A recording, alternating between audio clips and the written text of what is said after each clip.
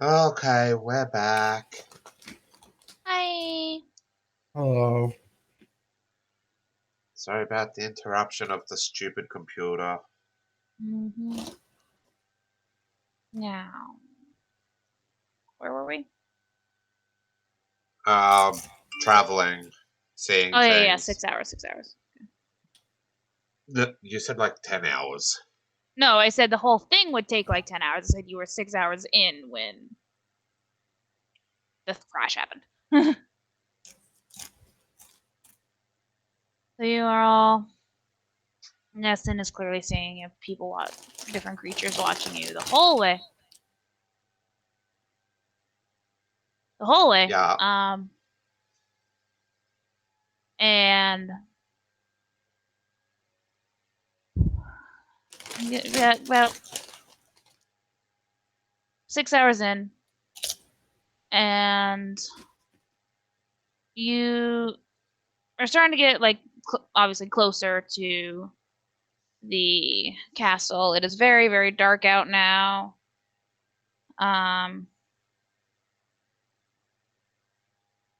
But you can tell like barely on the horizon the sun rising. Like just This place line has of light. This place has sunrise and sunset. That's different. What? The Feywild doesn't have sunrise and sunset. Time of day doesn't progress. Then Like the how is there Summer night and Court, day? it's based on your time, not the world giving you a time. Like dwarves who live underground, their night and day works off the biological clock, not the sun cycle. So it's always light out or always dark out? That's what I'm asking. Yes. The summer court is always daytime. The winter court is always nighttime. Well, the sun is rising. Okay. That's why I just said that was weird. Different. Not weird, different. I mean, I don't find weird offensive, so I am weird. I willingly and pridefully acknowledge this. Now you see the sun starting to rise, barely on the horizon at like 6 hours. Yeah. And what check would this be?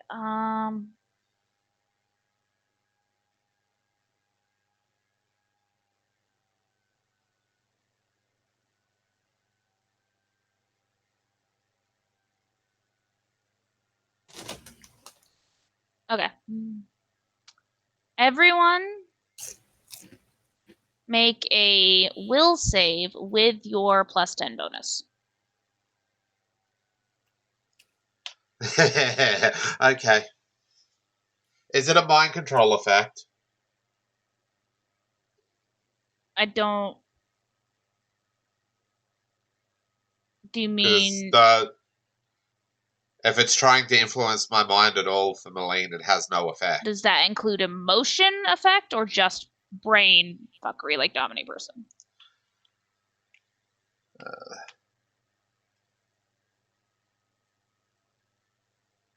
Emotional compulsion is blocked.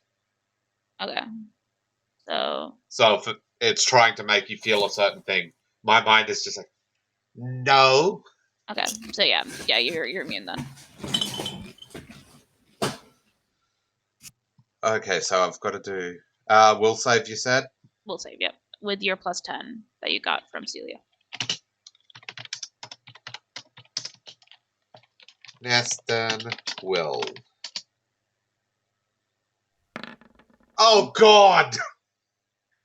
One sec. What's up?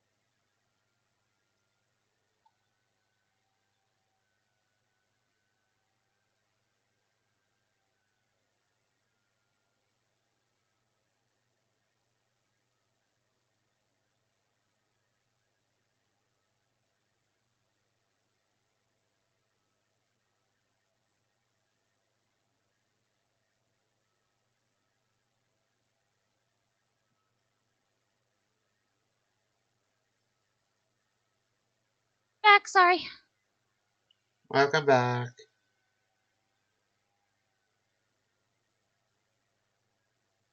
Yeah, Kathy called because she was outside. Yeah. With my cheese. With the puppers.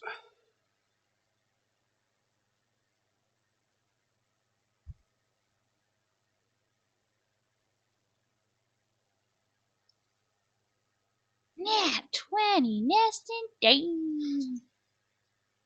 That's her second in a row. Well, not in a row because your listen wasn't a nat 20. Oh God, Skype is lagging. Gonna have to call back on there too. Okay.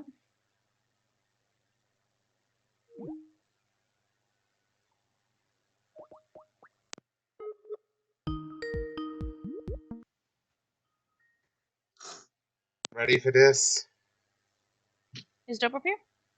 Stop, Rob? They didn't say they were going anywhere. No, I'm here. Sorry, I didn't realize I muted because I was opening chips. Okay. Should I take another shot? That's another critical. Yep, that's what you said you'd do. Dave's doing the dope rope challenge. That's the second shot already. Well, shot. It's not measured out. It's a gulp. If I had brought a shot glass in, I'd use that. But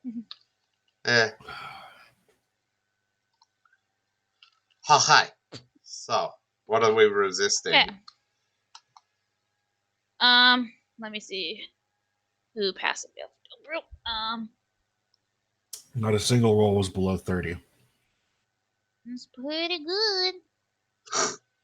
And You all Maline's manage. Well, Oh. I should probably do Sastic and Dorpy. And Maline is just straight up immune. Dorpy. Yep.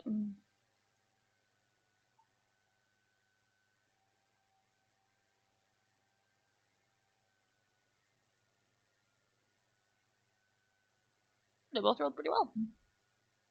Sastic has a plus.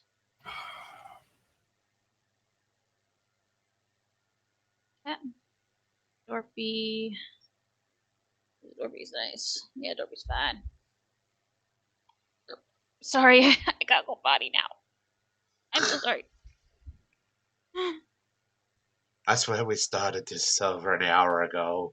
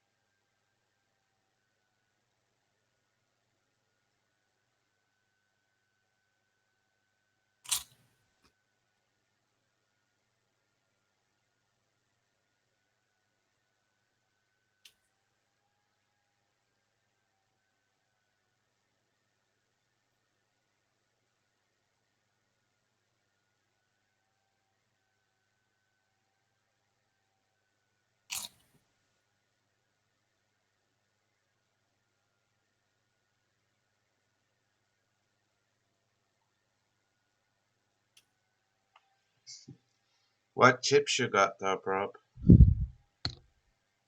Cheddar and sour Okay. cream Pringles. Nice. Pringles! You back now? Yeah, sorry. I was ready to start. The universe was not.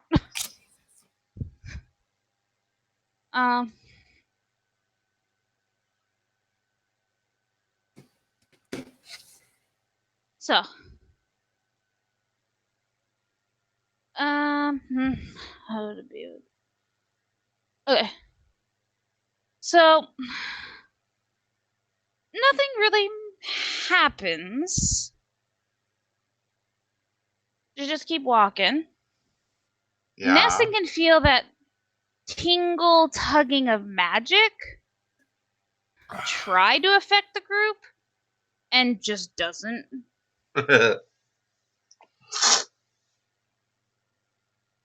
And keep walking.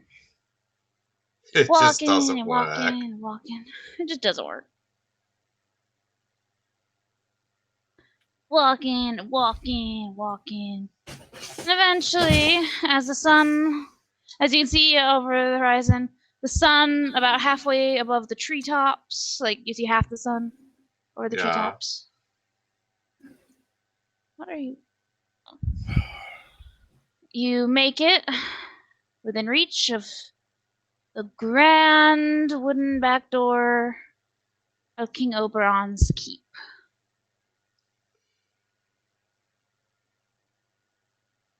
Interesting. And you walk up. As you reach the base of there's like stairs going up to it. Yeah. As you reach the base of the stairs, the door's open. And standing in said doorway is a rather butleresque looking, not sure what they are. They kind of look like an elf, but their skin is green. Okay. And they stand there all proper like with the butler stance and greets you all by saying, "The Lord will see you now." The Lord will see you now. Thank you.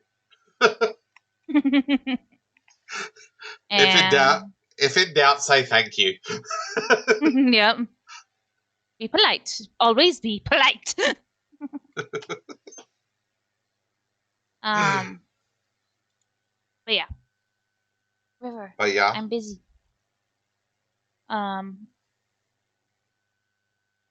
So you all, I assume, go up the stairs towards this butler person. Yes. Yep. Excuse me.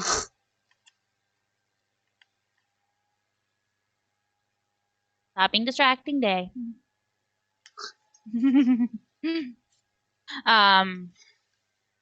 He leads you through these grand, naturey colored, greens and browns and flowers and stuff. But this grand castle, like it is huge. Like you imagine you've seen in the distance the castle of like Ivana. Yeah. This makes it look like a hut. Like a 1-story, 1-room hut. Oh no.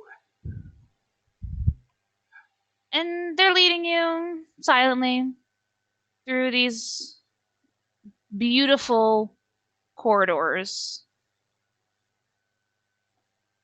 And eventually you come to a very grand, very ornate, very decorative set of dark wood double doors.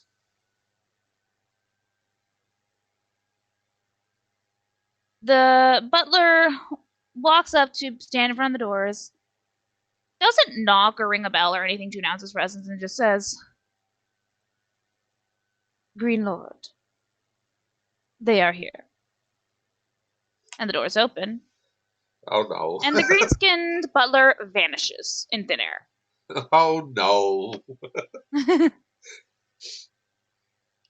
The door opens. What do we see?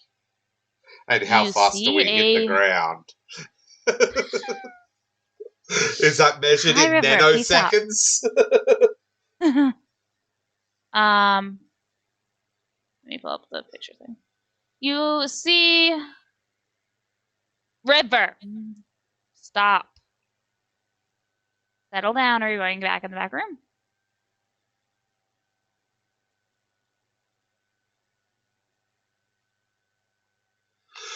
I don't know if I put this in there or not. I don't think I did. So, upload, choose file, demos.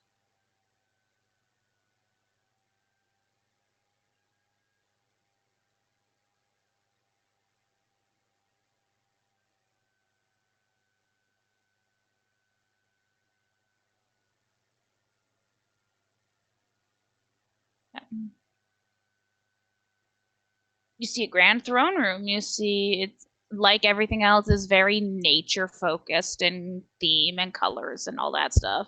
Everything is wood or vines or blah blah blah. And sitting kind of like haphazardly, lazily on a very grand, very comfy looking throne at the other side of the room, you see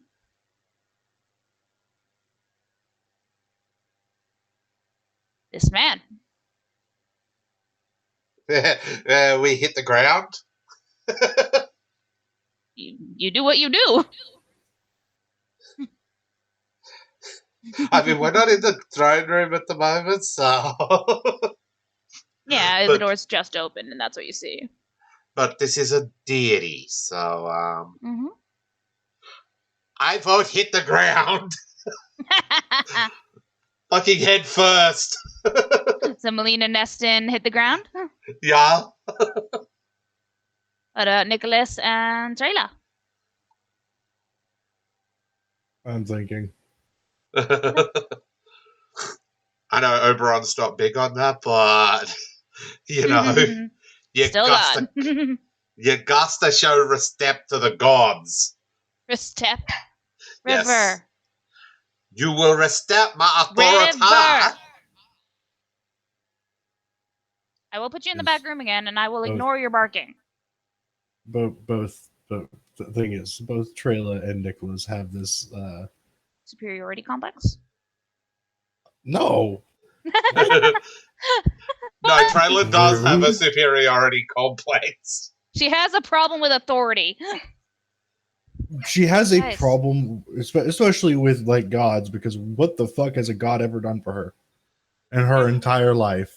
What has she has lost two families, been part of a war-torn country. Does she want to get out of the Feywilds, or does she want to be trapped here for the rest of eternity?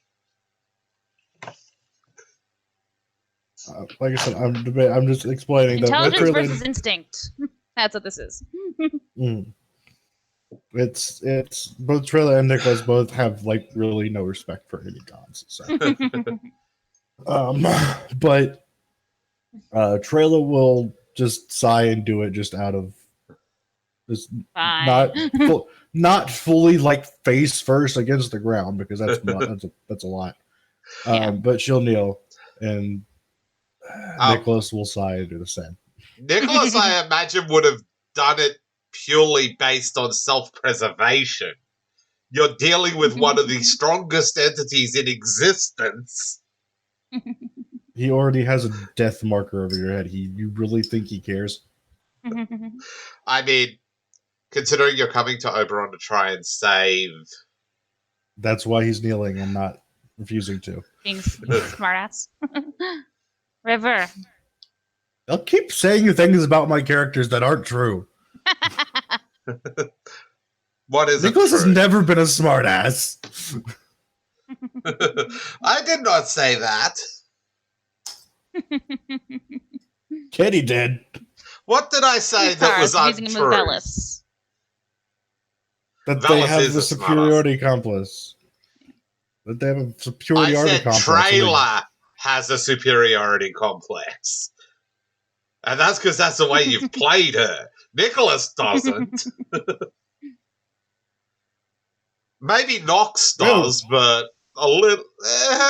Even Nox, I would say, is debatable. Mm. Okay. So, Sastic also like grabs the back Dorpy's head, makes him bow too. As Dorpy's just looking at everyone kind of confused, like, why we hit ground? Hit ground! That's not to offend the most powerful being in existence. I mean, he's only the most powerful while he's here, but still. Yeah. If he leaves here, he becomes basically a lesser deity, but... Yes, but while he's here... Yeah. Oh, God. That man looks over to you all from his throne. And just, looks at you for a moment and is like, that's really unnecessary. Come on in. That's really a lot. Honestly, I'm feeling embarrassed for you. Come on in.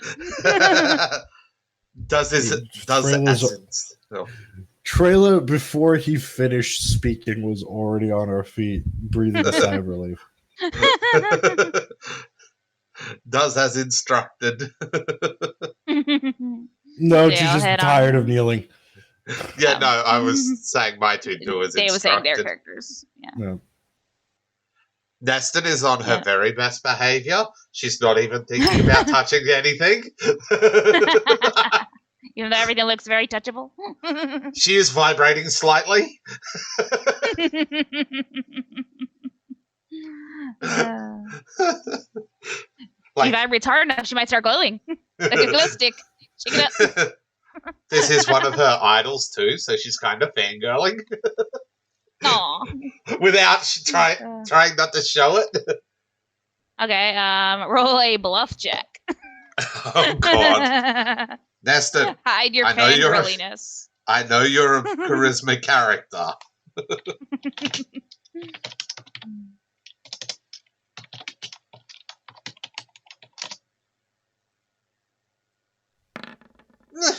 Not going to be enough. No, I don't know. That's pretty good.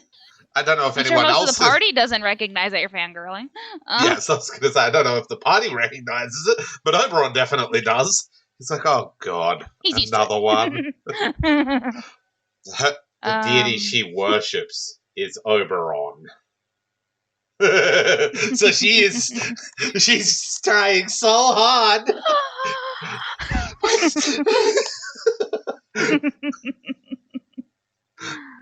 So, you all head into the room, I assume? Uh-huh. Yeah. The doors shut behind you as you enter this throne room. And who you can only assume at this point is King Oberon. The Green Lord looks you all over and says, so, you want to talk to me? So, you wanted to talk to me? Oh, God. I words at the situation until it's resolved. One way or the other. One way or another. Copyright.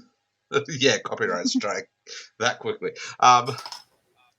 Basically, what Maline's gonna say is that they're there to beseech his assistance. That's what most people come here for. What do you need assistance with? She explains the whole situation going into extreme detail because she is fucking nervous. She's never had to diplomatize on this level before. This is like above statecraft. Like, she was trained for statecraft. That's fine. This is dealing with gods. I don't know, Sam. This is big time. Gods? This really isn't our shtick. I don't know, man. Demons? I mean... This is gods. I'm playing the Cha character next campaign. Just starting that up there. Okay. You are, yes. That's okay. I'm going to play the goblin. Oh, God. I'm just picturing her in this situation. She would be perfectly intelligent and just fine. And then he pulls out a hammer. Invisible.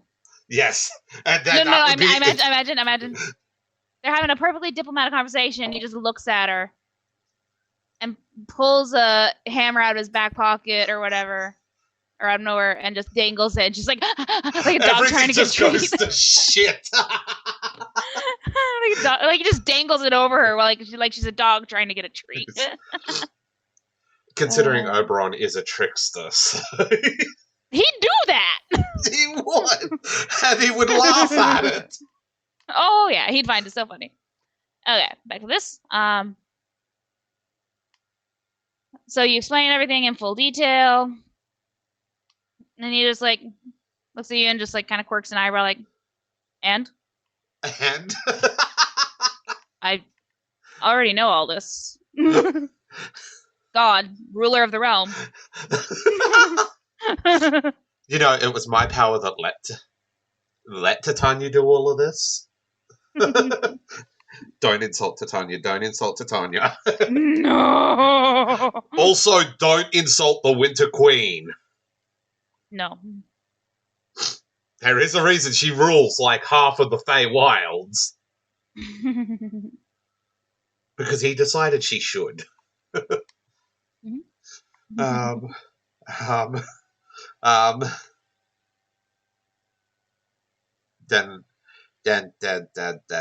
she... See, my brain is really not wanting to cooperate because God. And my problem is I have two characters that I could say shit with, but my diplomacy is garbage. Yep. I don't think any checks are gonna matter right now, but yeah. As long as you play wise. So what to like? 1 second, I need to think because I got.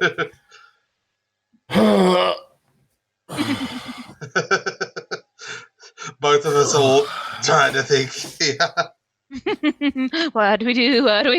This is way above our pay grade. Days the thinking. I'm trying not to insult a god, so I'm trying to think of the most. What can I say to get what we want?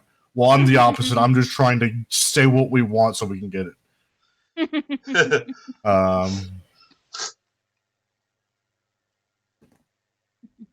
You know, Trailer would just blurt it out, right? Yeah, totally. Yeah, I know. And Oberon wouldn't take offense to that. Why? Because he knows what she's like already. You know what? Because at that she was part of my original plan. Do it. Trailers, while listening to Moline spiel, Trailer is yawning at first. It's just she reaches over, pats Moline on the head.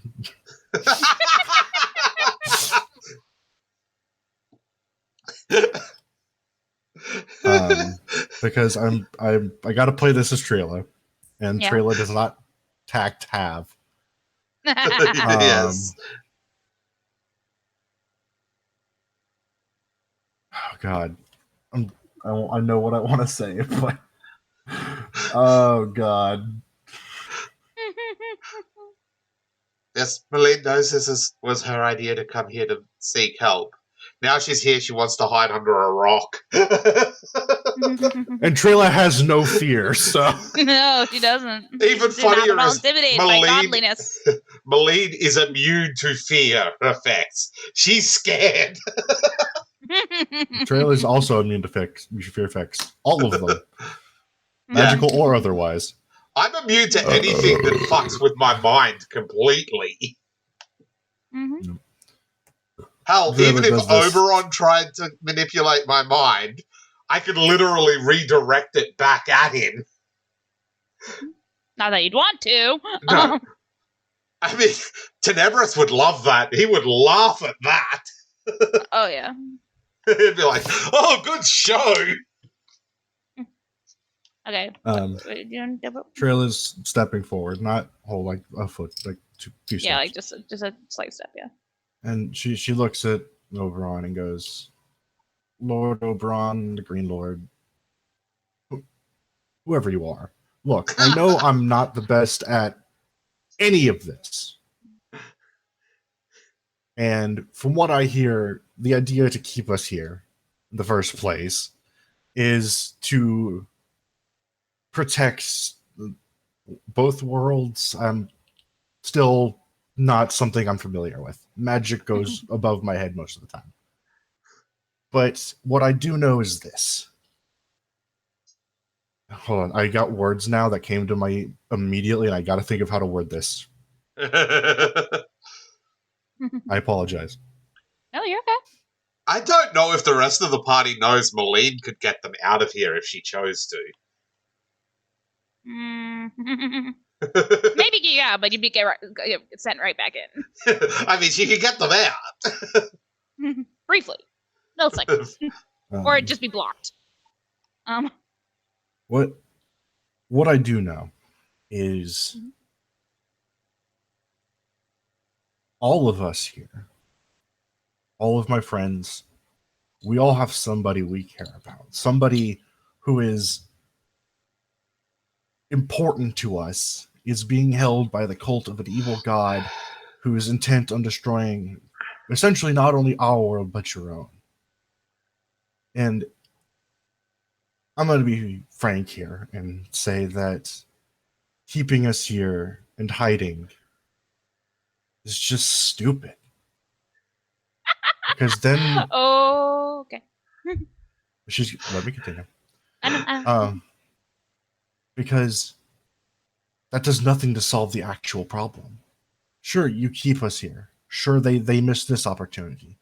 But what stops them in the future, from 100 years from now, 1,000 years from now, from doing the same thing with somebody else? The only way to fix this is to end it at the source. Cut out the poison. Surely, you're a god of this world of nature. Surely you understand of cutting out an infection in a plant before it spreads to the rest of them. That's what we need to do. Not hiding here. Letting people suffer when we could do something about it.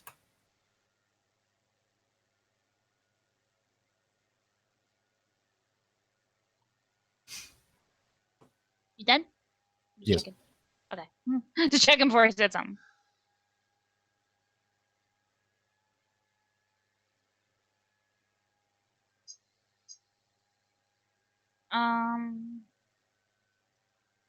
For the love of God, don't make me roll diplomacy. I won't. I'll just go based on how well you actually portrayed it. I don't think you could succeed in diplomacy. I don't think Malene... Not if he was actually resistant. You actually tried to resist what you're saying. Yeah, probably not. I don't think even Malene could fucking succeed. Alright. So...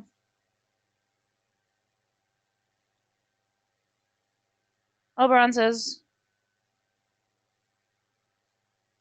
And I guess you won't be interested in options 1 or 3. Options 1 or 3? Did Malene say that? Or is that you?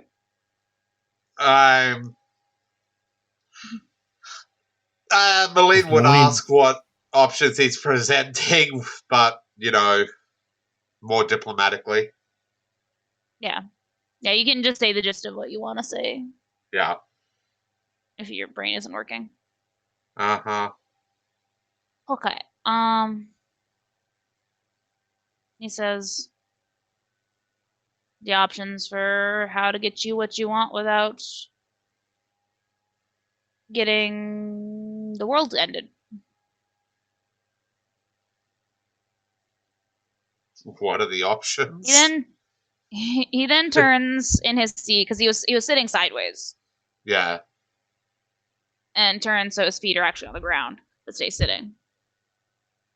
And he says, "Now I'd have to get Titania's say so, just because you don't she piss can off be a the little mean when wife. she's angry." But if she allowed me to take control of the situation, I have 3 main, variants, optional options for us to achieve those goals. Option 1 was bring all your loved ones here to the Feywilds.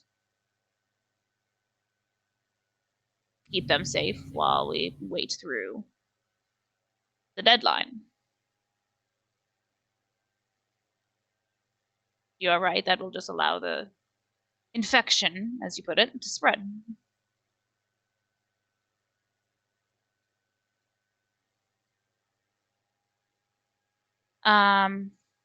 Nicholas. Yep. You hear Nox pipe up in your mind. Oh boy. And he says, also, and they say, also wouldn't work because they just start annihilating everyone we've ever known, down to everyone we haven't met.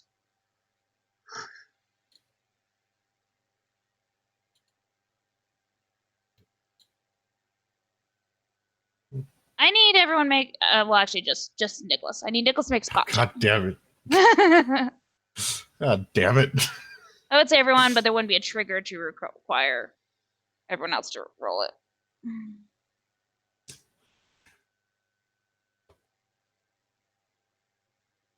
Which dice do I want? I don't know which dice to roll. They've all been good, but they've also all betrayed me in the past. I mean, every dice betrays you at some point. They're dice. Let's go with the green and yellow one. Go for it. This is this event. 34. Pretty good. What? Said pretty good.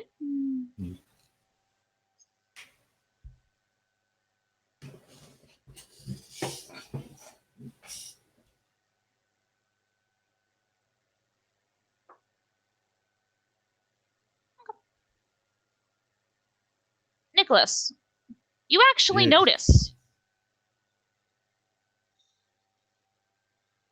Soon as Nox pipes up in your mind, Oberon's eyes glance over to you like he heard him. He heard them. Oh, damn. Nicholas does not react in the slightest. He matches eye. No, not only does he not really react, he matches eyes. He catches the eyes with. Oh, good lord. you locked eyes. God. I'm just picturing if you did this to the Winter Queen. Oh yeah, you'd be dead. Deader than dead. And when to confirm your suspicion, as Oberon looks over to you as Nox types up, he just says, "That too." Doesn't elaborate for everyone else who can't hear Nox. Now the others look very confused what the fuck he's talking about. He says, option 3, the other one I figured you wouldn't be thrilled about, would be to kill you all. Again, this being in the Feywilds, being killed in the Feywilds would mean your deaths are on my jurisdiction and would be pretty much impossible for Cyric to resurrect you.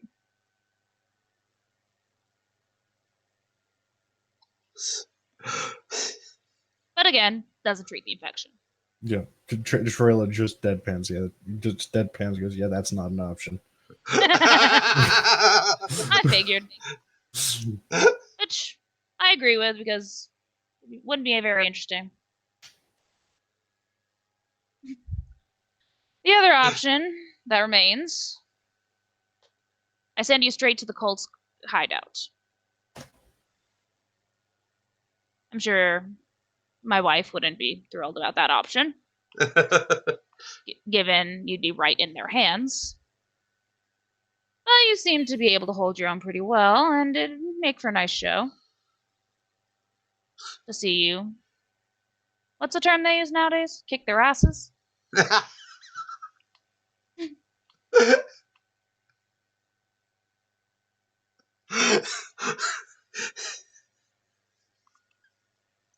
And of course, if things go very, very south, I'd just pull you out.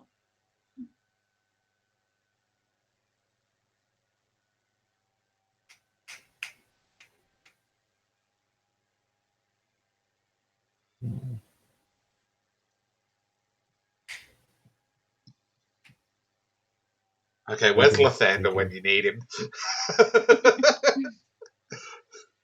Get a fucking war god in on this. A war god that isn't given the war domain, which is fucking stupid. Haha, so. We're doing this. Does your characters has anything to say? I am thinking. Yeah. Because I have thoughts and I want to get them out and I want to do them the best way possible. I apparently got sunburned yesterday. This does not surprise me with you, Kitty. I'm surprised because it's on my forehead and I had a hat on.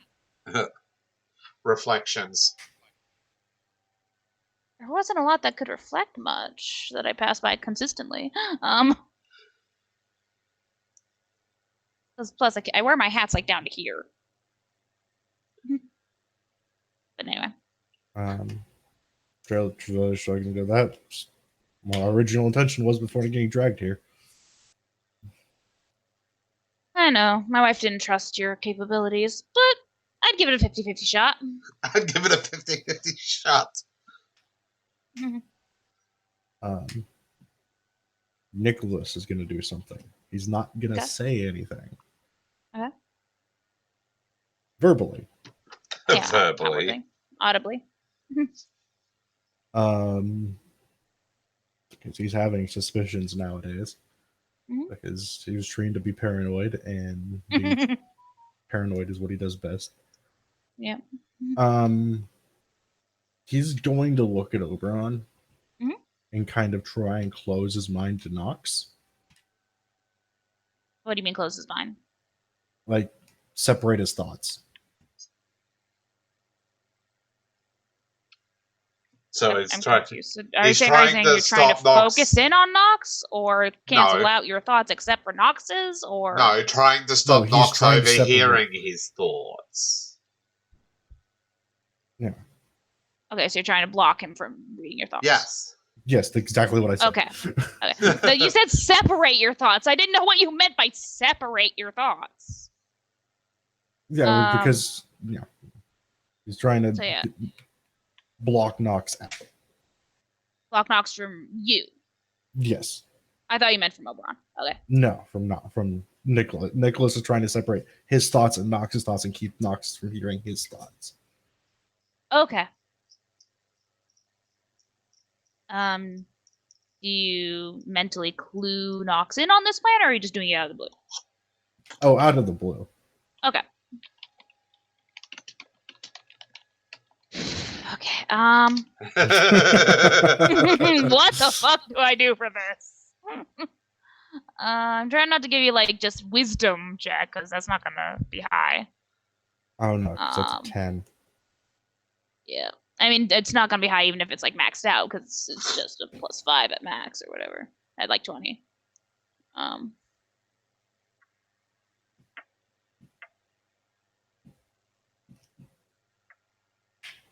I guess give me a will save. It's also not great. It's better than your wisdom, I bet. Not by much. It's a whole +6. There's so much going on in the picture of Oberon that when it's in the just the token size, it's like just colors. Yeah. I can't even make out the person. I can, barely. I can like make out. I like, look his for the horns. horns. Yeah, that's exactly. I look for the horns, then I see the face, and it frames the body for me. Okay, dice, for the love of God. Don't fail me now. Natural 20. Excuse me. Nice. Okay. Dope Rope's turn for a shot. I've already downed 2 beers. What do you want from me? A shot. I don't have anything else. Shot. Would you want me to go grab a shot of ghost pepper hot sauce? Holy shit!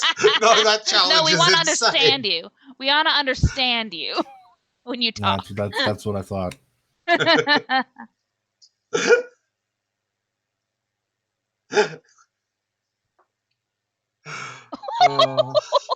Okay. What? You cannot hear Nox anymore. You felt him initially try to resist. You felt them initially try to resist. But now they're just shut away. Sulking.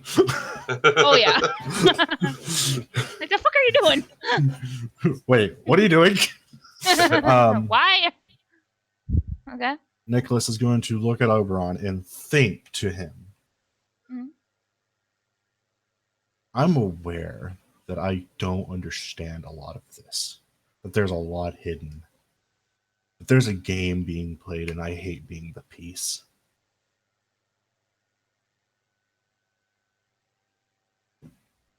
I'm trying to think of the right words. Oh, fuck.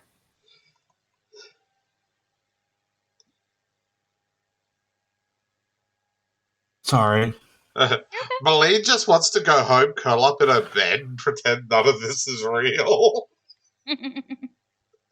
She's dealing with trauma, okay? PTSD. She's doing the best. I think it's rather amazing that Malene's still fucking functional.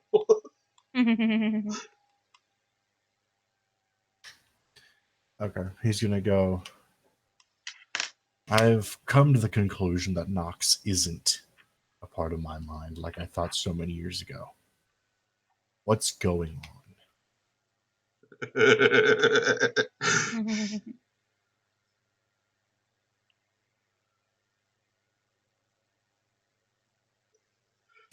Why do I feel like Oberon wouldn't tell him just because it's more fun that way? I don't know, though.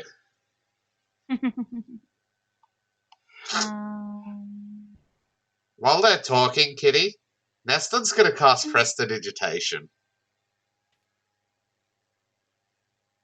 Okay.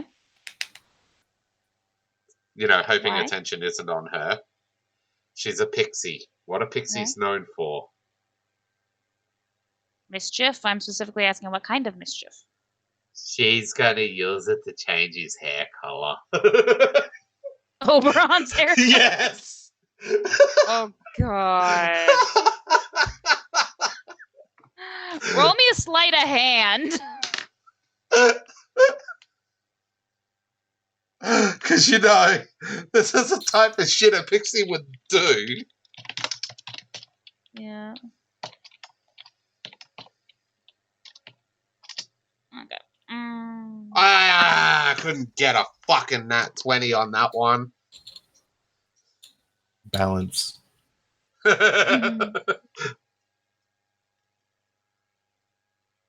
don't know what the sleight of hand what was. color do you change his hair? Rainbows. Like, not just normal rainbow colors. It's like neon rainbow colored. It's loud. When she does that, she stops vibrating, by the way. She got some energy out. Yes. She got some mischief out. So, first, Oberon glances over to Neston. Glances up at his head. You can do Not better. quite my colors. And he snaps his fingers and his hair turns like gold and green. He just did it himself. Yeah, it's like nah. And you can tell you make me a spellcraft check actually. Spellcraft, okay. And note, with all this hair shenanigans, with all this the hair shenanigans, Trailer's eyebrow just twitches once. It's the pixie. The pixie did it.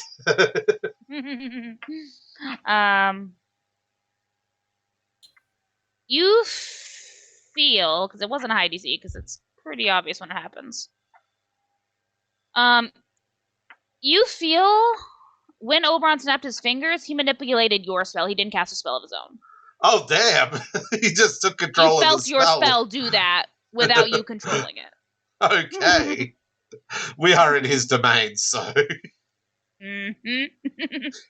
What do you do? Manifest will? And while he's doing that with Neston, Nicholas hears in his head, not really my place to say. You could ask your friend you're suppressing. He has a habit of not answering my questions. Understandable. Typical. Just ask him directly. Whose game is he playing? I have asked that exact question before. He has. No, you didn't. Not in that wording. Not in that wording. You asked, who do you work for, or something like that. But you haven't asked him, whose game are you playing?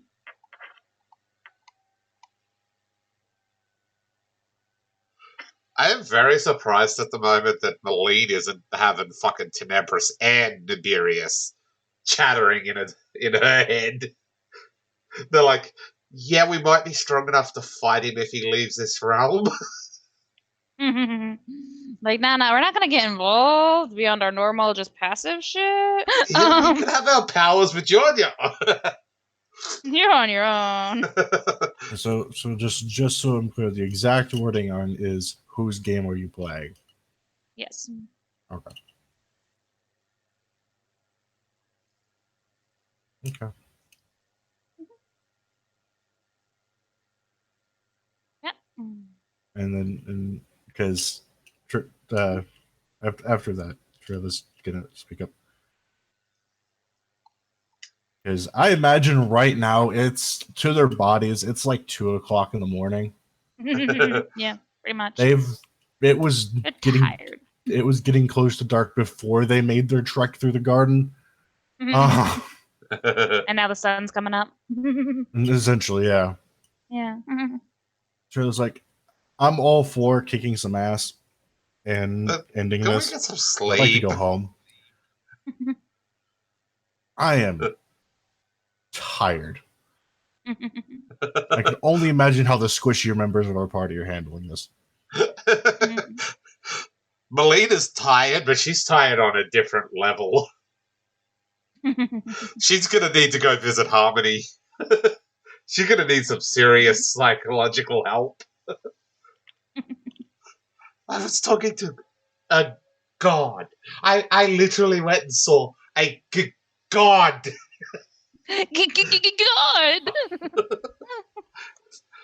And then my friend said this stuff, and I was like, "How are you saying this to a god?" You do realize they No can fear, wipe bitch. you from, they can wipe you from existence, right? Oh. So you basically ask for a place to rest? Yes, and then in the morning, go kick ass and take names. Oh, of course. If that's all you need, then sure, yeah. Sure, yeah. Sure. Butler. It's like, Miles. His butler's name is Miles. It's not an elvish name or a fey name, though. It's just Miles. If anyone thinks about that, he'll just say, it's short for something. Too long to bother with. Too long to bother with. Nestor. And then if he says that, Nestor is going to go, oh my god!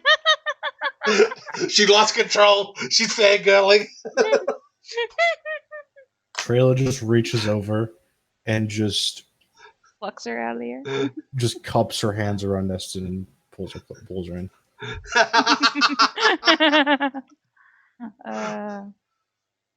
And the doors, swing open, and Miles, that same green-skinned, elfish-looking butler, appears outside the door.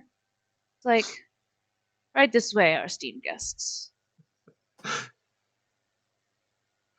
We follow. And Nestor, Trailer's hair suddenly changes color. What color is it now? It is... platinum blonde. No! You want to cup me? Holds her hands, pulls them to her face. It just says, put it back, or I swear I will put you in a jar for the next day. She says, you do that, it'll get worse. Don't try me. You won't win this war. Oh no! My mind immediately, when I said it'll get worse, it's like she didn't touch your pubes. So Dorpy looks over at Trayla and hears her talking to us and is like, my friend Dorpy next! Dorpy next! What color is Dorpy normally? He's red, isn't he? He's like a reddish brownish color, yeah. And he suddenly his scales change to be prismatic. Ah! Shiny! Traila's whispering now. Change my hair back. I feed you to Draco. Draco just kind of pops out of the front of Dorpy's shirt and just looks over. And the hair suddenly changes back. And she was released. The butler, meanwhile, has not been doing. Is Oberon dying at this exchange? Well, this is while you're walking away, so you can't tell. I'm just picturing he's like, this is the funniest goddamn group of adventures I've seen in a while. Right. We're all teenagers. Yep. The Johnny, just like, I don't know. I think she's more of a gothy face. A gothy face? Goth. Oh, black hair with like... Trailer flies up and sits on top of Johnny and transforms Trailer to look like a god. Trailer's head just slowly turns. There is murder in those eyes. Almost gave me chills. If you could actually hurt me. Oh.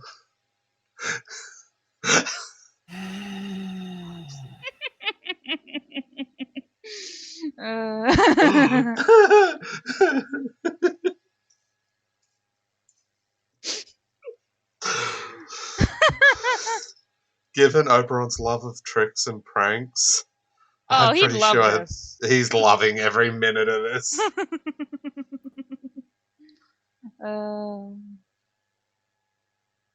So the butler is paying you all no mind, as a good butler should, as he leads you down the halls, and eventually he stops the first door and says, "Now, would there be any paired or grouped rooms, or would you all like your own?"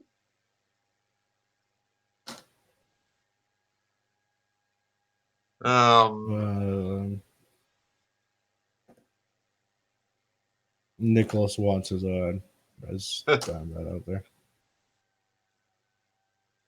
Yeah. Malene wants her own too. She's trying not to hyperventilate.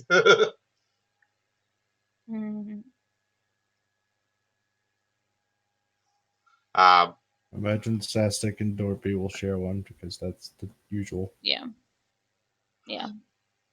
So I'll give you room arrangements, and Nesta gets like a little house to herself. No, she's in a room with someone, but she has her own little house, her own little mansion her size in that room. And she's like, oh my god, it's amazing. That's coming with me. If it was Trailer, it'd be like, it's a dollhouse. Yes, and don't come to me when Neston's in there to pick it up and just start shaking it. Rude.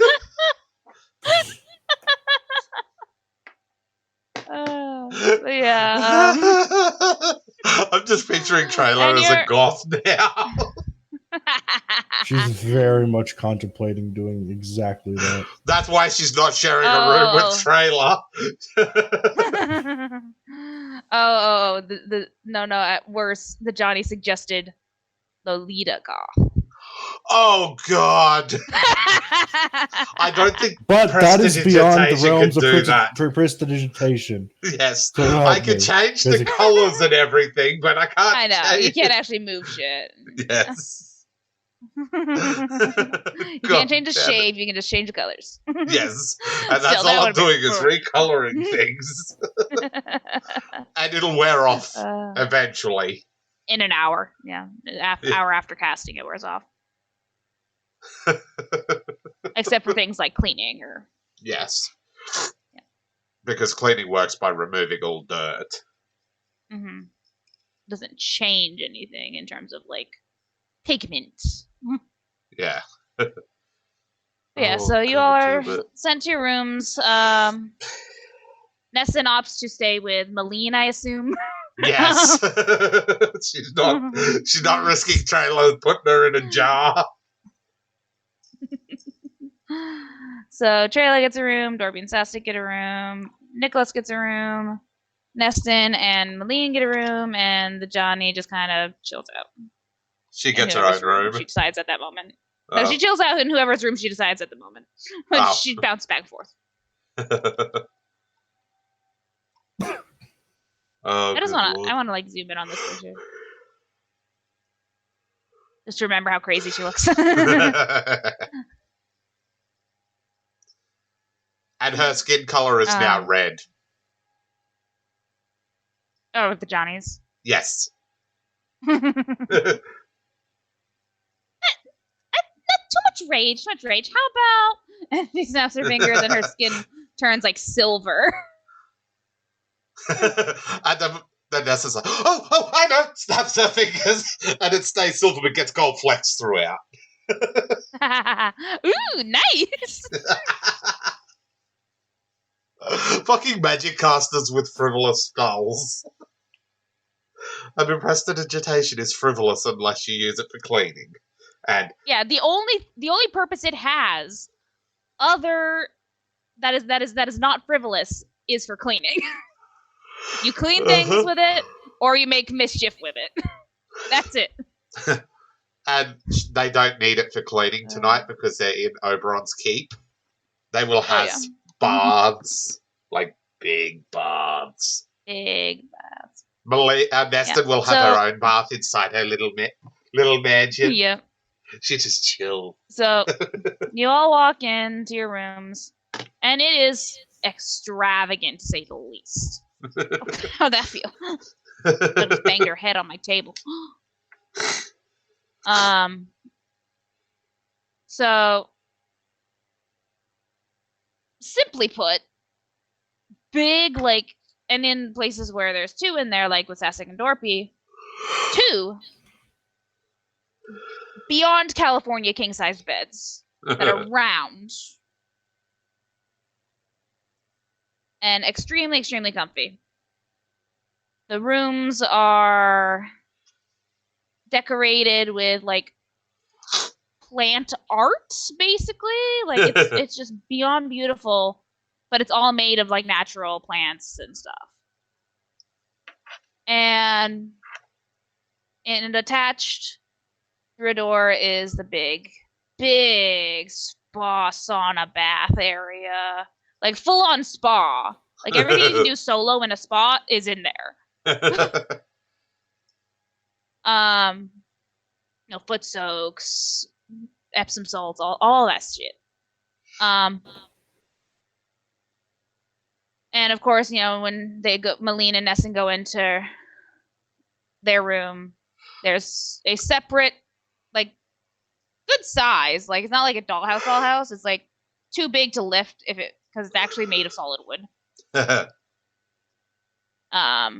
For Nessun, big old mansion. And it has everything in there that's in the... Everything is exactly the same. Just shrunk down. Just smaller. Yep. That's what you get, you sprites. I got a nice mansion. All to myself. This is coming with me. Good luck. Because I'm talking like this mansion is bigger than a grand piano.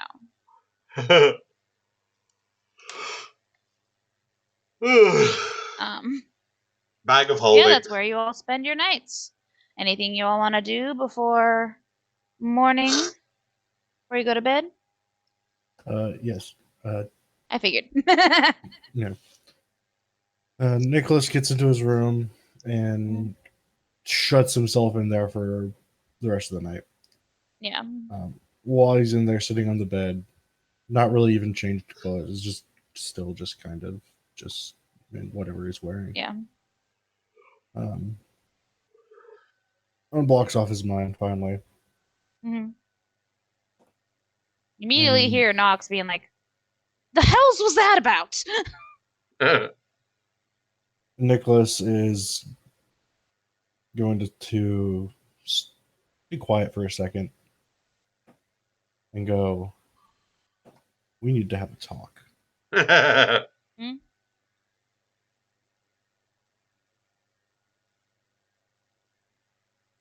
He's staying quiet.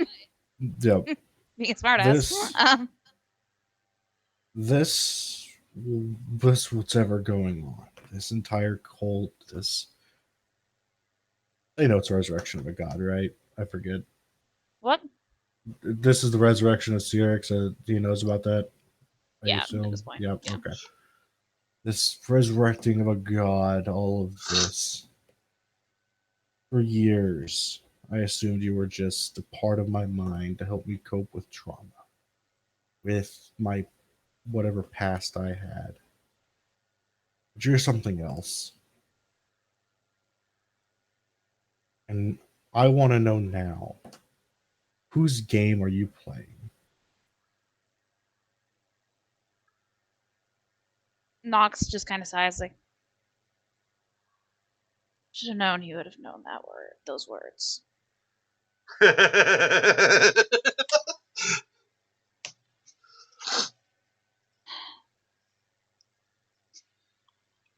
He is silent a moment before saying, let's see, I'm trying to find it.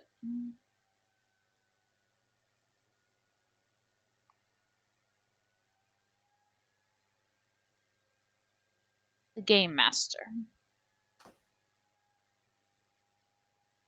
Does that ring any bells?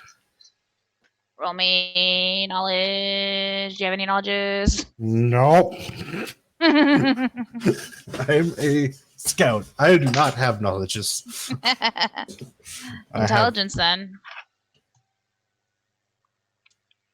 I like to think intelligence rolls are lower than actual knowledge rolls because they can only go so high.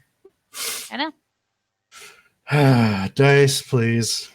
Well, if you don't have any ranks in it, it'll be exactly the same as your intelligence. 22. That's not bad. I rolled a 19.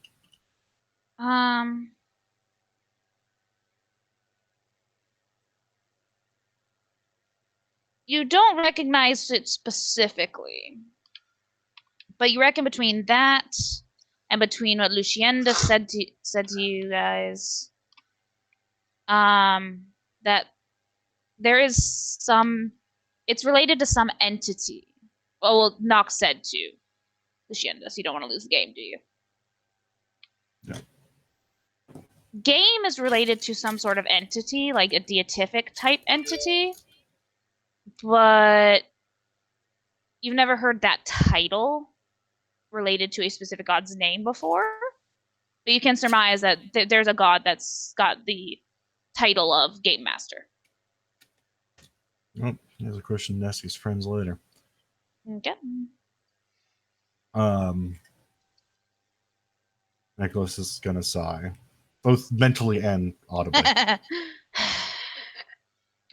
Malene has knowledge of the planes, so... My party is no help to me.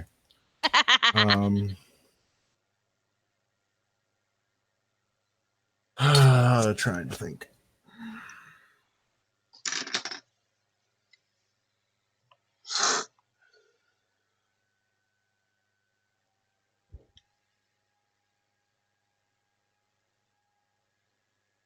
Nicholas is going to be silent for a moment.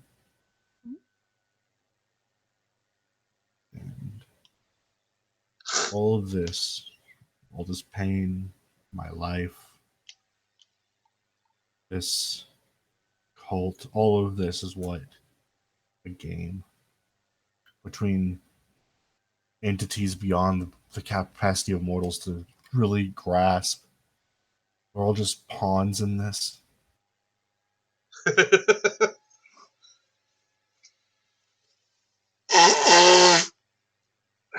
Nox thinks a moment and says,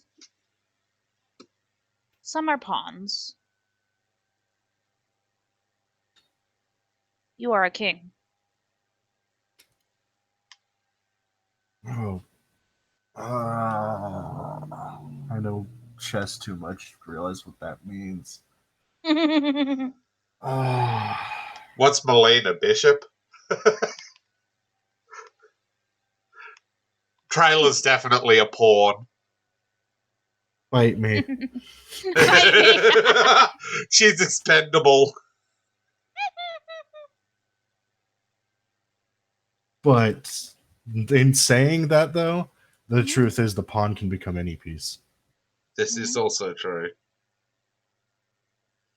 A bishop will only ever be a bishop.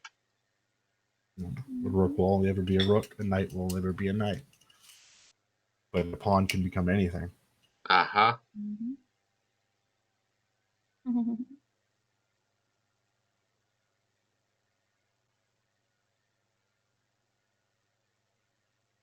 Because Nicholas understands what that means. And what it means is he's vulnerable. And he is hating that fact.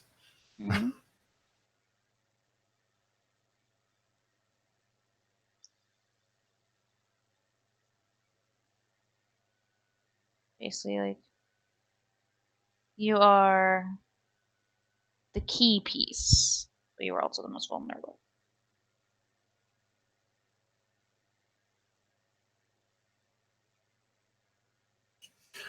Oh. Doing more thinking than I thought I would be doing today. Yeah, because you forgot we had game. I really did. I woke up and they would not even cross my mind.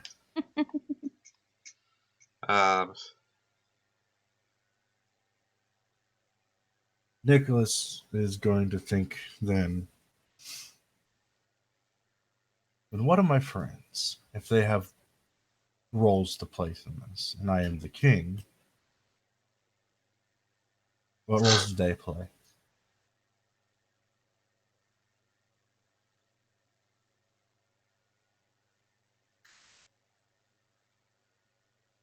Trailer's just caught up in the mix. Trailer sneezes in her room because somebody's talking shit.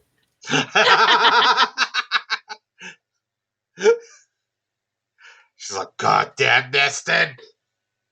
And she's trying to scrub the black out of her hair. It Oh doesn't no, work 'cause she's it's magic. she's just in her room staring at the ceiling. She's not having a bath? You know, Neston's having a bath. Neston's soaking.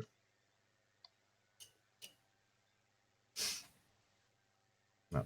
But, no, so there's Nox responds.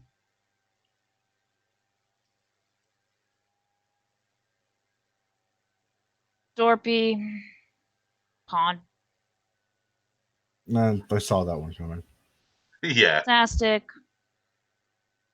Pawn.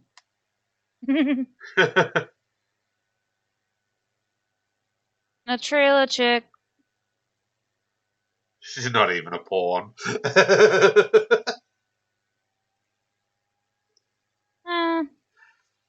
Night. She's like, no, I imagine Trailer's the Wild Uno reverse card. She's just there. Nobody knows why. So he goes, Sastic, pawn, Dorpy, pawn. Not really totally involved. Neston.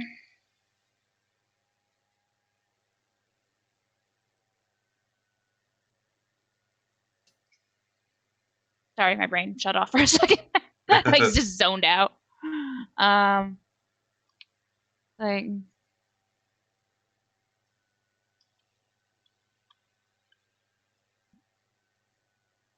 Neston, if anything, a bishop.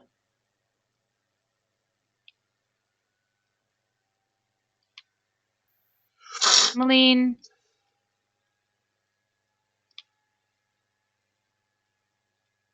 Queen. Oh, God. I see it, though. Trayla. I don't think she has a piece on the board. I can't find any that fits. She's just the defender. She's just there.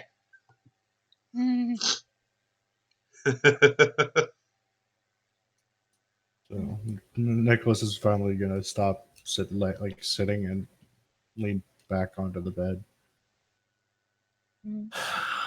He's gonna sigh again, and just there's this weariness to him. He's gonna go. Oh. What that tells me is we have a variable that can't be accounted for. Something the game didn't intend. Which makes her the most valuable piece. Mm-hmm.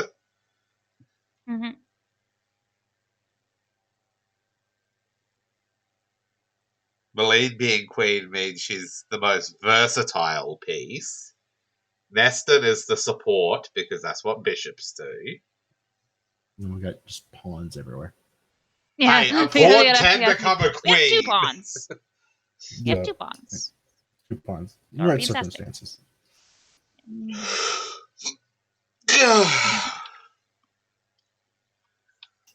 Damn it, there was something I wanted to do earlier and I forgot. No! What was it? What happened? Oh, I was hoping to be in Oberon's court. Like, we were talking to Oberon and Krista manages to get a message through. Krista manages. What? Krista has the ability to cast sending and it works across planes. There's a 5% chance I wanted them fails. I wanted them to be in the middle of talking to Oberon, and just suddenly Chris is like, "Hi guys, Where are you guys? Guys, want to check in, see how you doing? I have a friend here. Wanted to understand, what you guys are like, and say hi to you all. Please don't deny this message or it'll hurt a lot." Andron can do the I same imagine thing. Oberon gets very confused.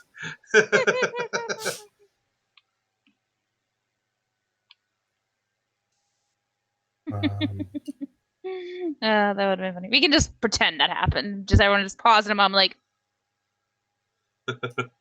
and then like someone like, I don't know, a trailer Malene or something was just like, Call us back. Yeah. We're talking to a Later. god.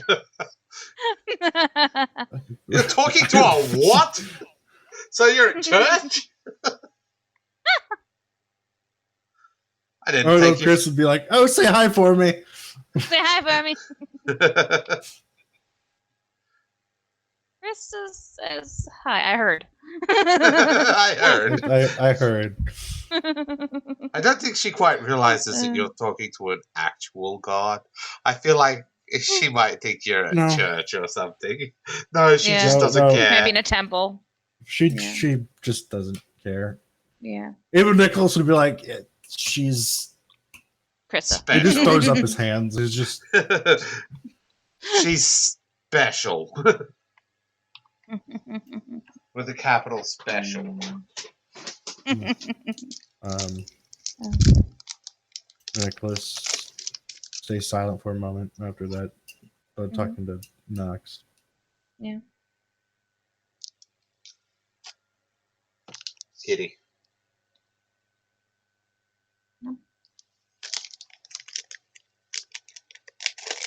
Before, I'll wait until I do this one. No, go ahead.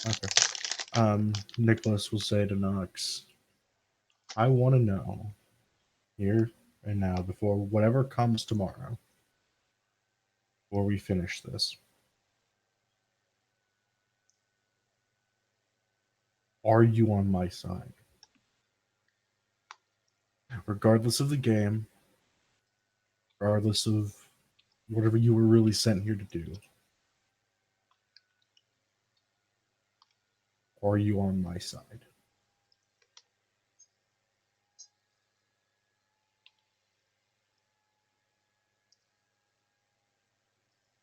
Knox is silent for a few moments.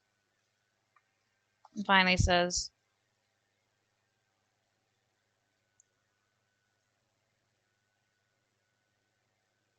"We would lose the game if we fail. So I don't want you to fail."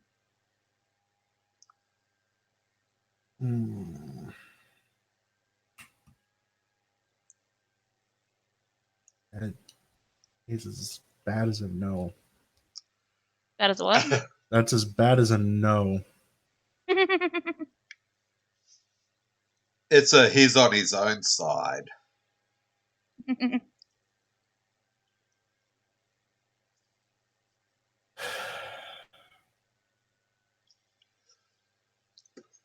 Imagine eventually, after so many of these conversations, Nicholas is like, "Just be straight with me," but I'm not straight.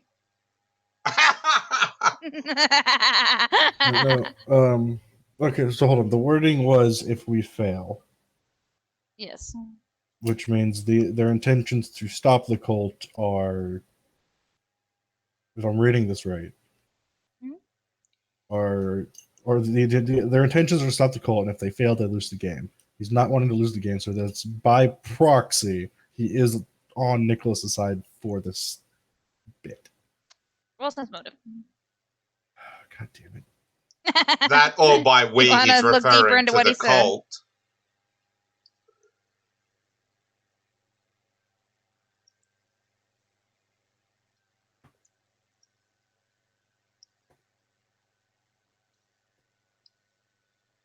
Let's go with my purple die. Purple.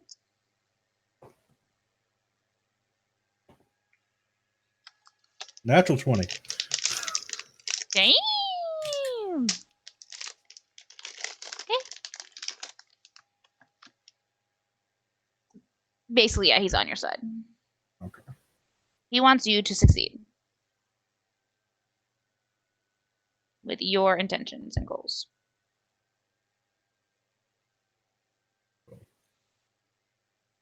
Finally, Nicholas gets out of bed. Says to actually get ready to go to sleep. Goes to take a bath. That part's debatable.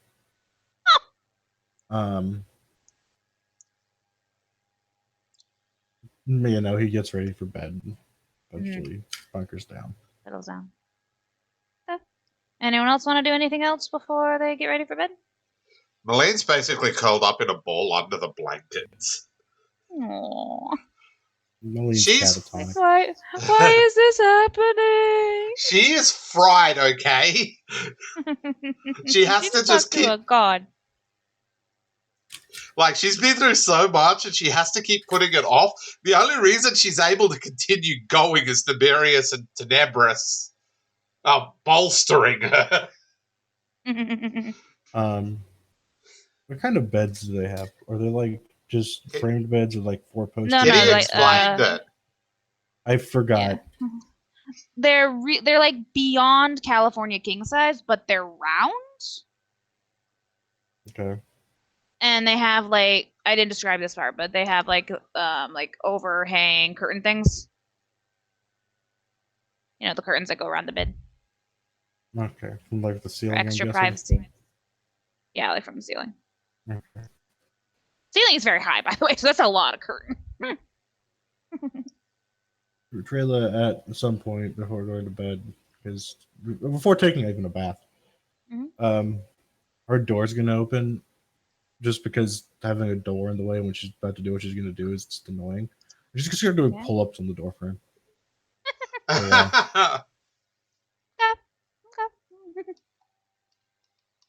Get that exercising. Yeah, poor Malene. No. Could you imagine if she lost her pacts with Tiberius and Tenebris at the moment? That would be the final straw, and she would just break. She'd be gone. There would be no more. It's surprising Nicholas hasn't. It's surprising Nicholas hasn't broken, because it's all piling on him. I think part of it is just life. Like, Malene was pampered and sheltered her entire life, so this is all like hitting her in the face. Yeah. Everything is just hitting her in the face. And she's more of an emotional character. She's more emotion driven. Whereas Nicholas is an orphan on the streets his whole with his mentor, but his mentor wasn't exactly a father figure. He's had to fight to survive his entire life. He's had to fight to survive his entire life. So he has that experience to help him be more of a rational character and be able to be like, okay, how do I get through this so I survive? Uh-huh. So, yeah. Malene is not coping well. No. Yeah. I mean, the fact she made a pact with the Lord of Undeath should tell you something. She is not doing well. Yeah.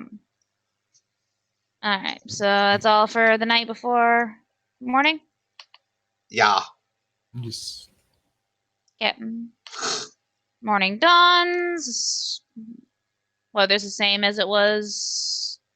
Well, morning was already dawning, but you know what I mean. Time passes. Yeah. And the weather is pretty much the same. Very nice.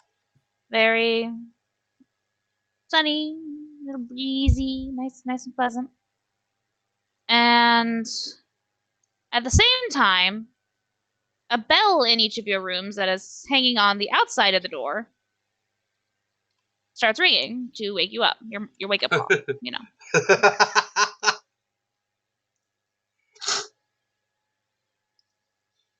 Nestor launches out of bed.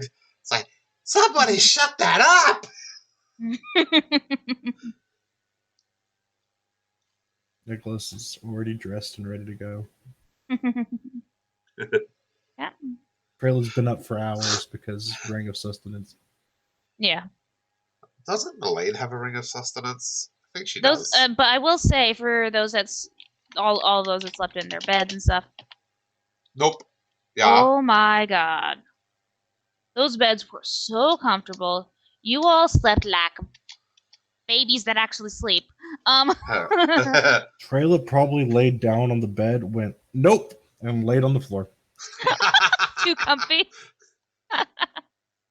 Like, those of you that slept on the beds,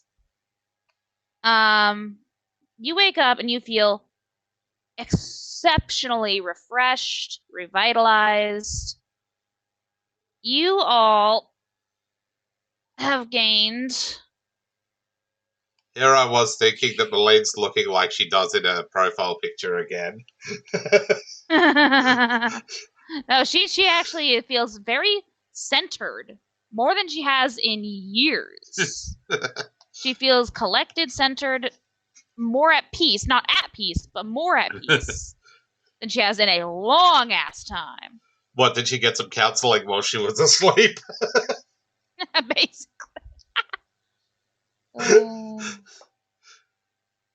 She And got you put on. all now have Yeah. 20 extra temporary hit points. How long did they last? Till the next dawn. Basically dawn. Basically next time you wake up. Okay, well, I'm just going to add that to the character sheets. Under blue. Mm-hmm. I'll be right back. I gotta pee. Okay.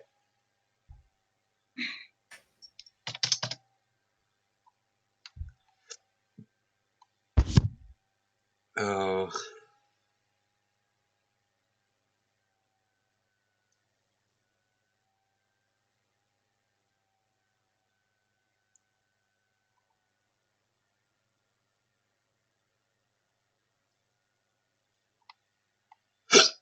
Oh, excuse me. Again.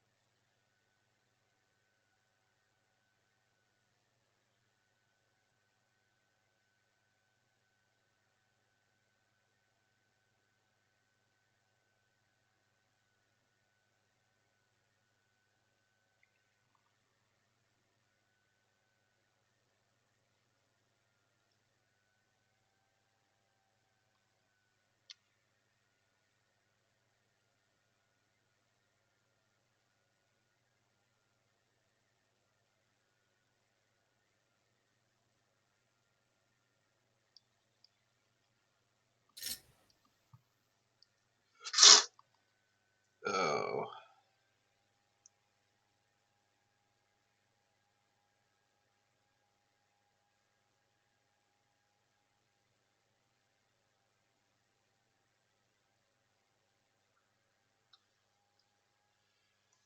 Oh, Dobrov.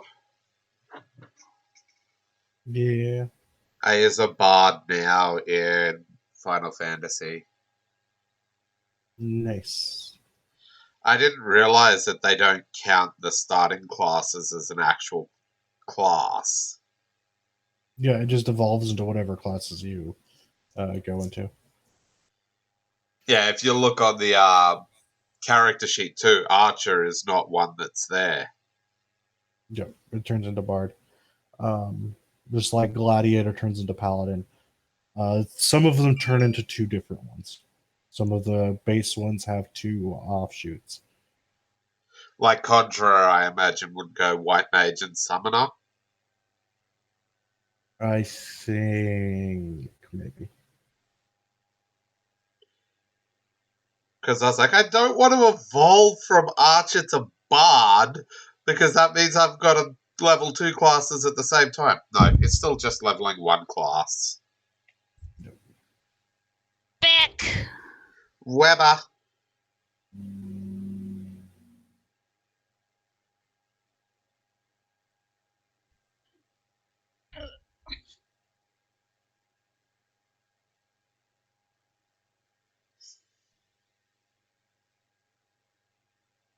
Okay. So wake up call. Yep. So you said we got 20 extra hit points? Got it? Yes. Oh, that's right. 20 extra hit points. And you each get a minor boon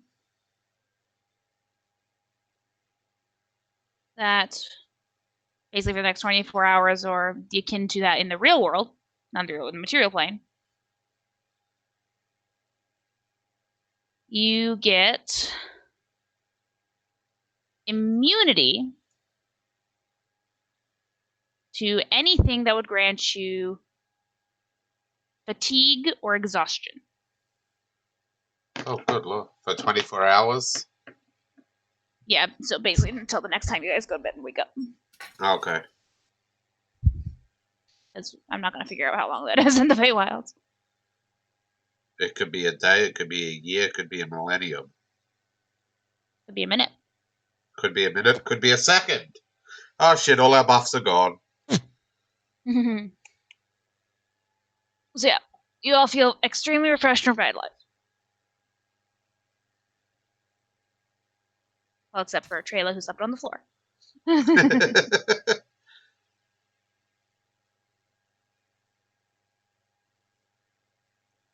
Oh, hi. So I What guess do you seeing do now? as we have a wake-up call, they're expecting us for something at this point.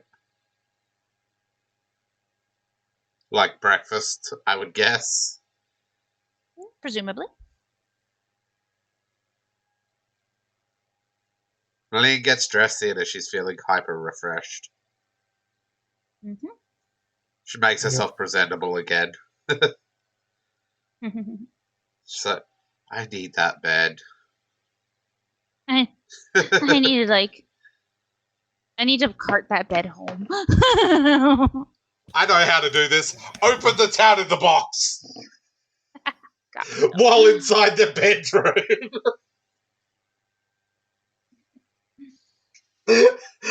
I imagine Oberon would not be happy about that.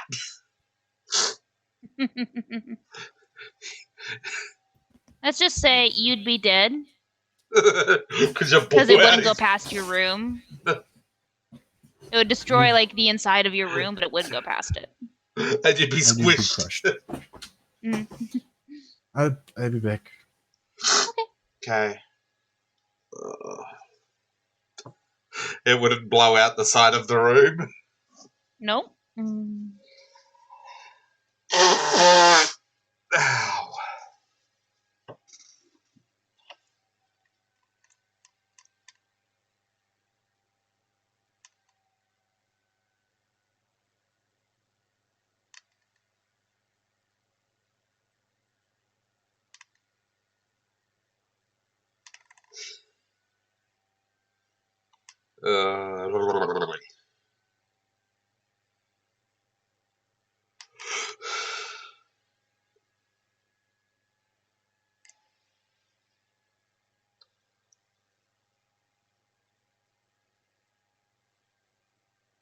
What you doing, Poppy? Do do do do do do do. Do-do-de-do-de-do-de-do. So what are you thinking so far? 4 The game. is funny. Yeah, I've been laughing a lot this session. So that Neston was vibrating.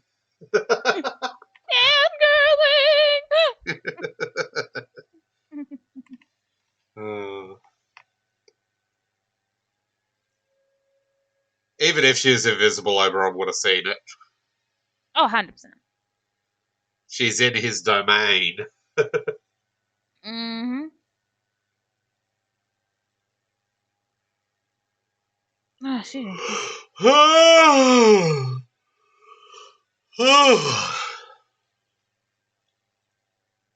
I even had the nap.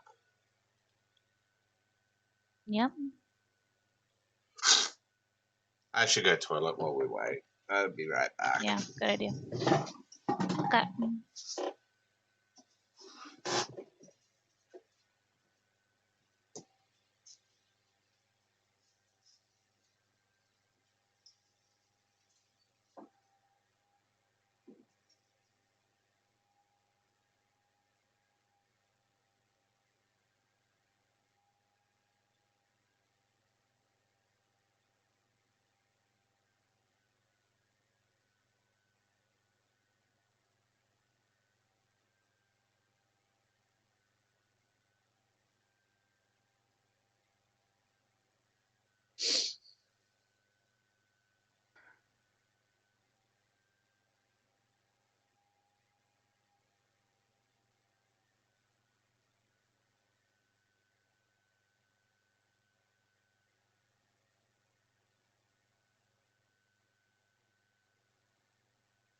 Hi, peoples.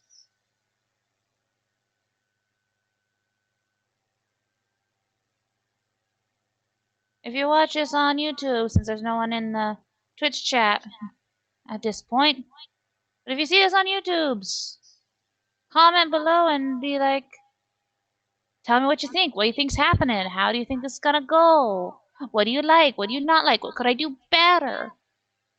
That shit.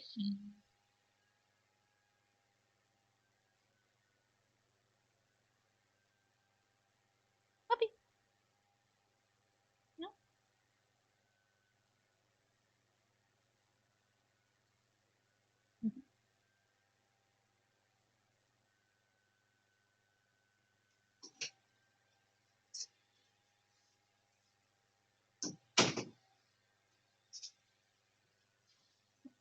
Don't you know you never split the party?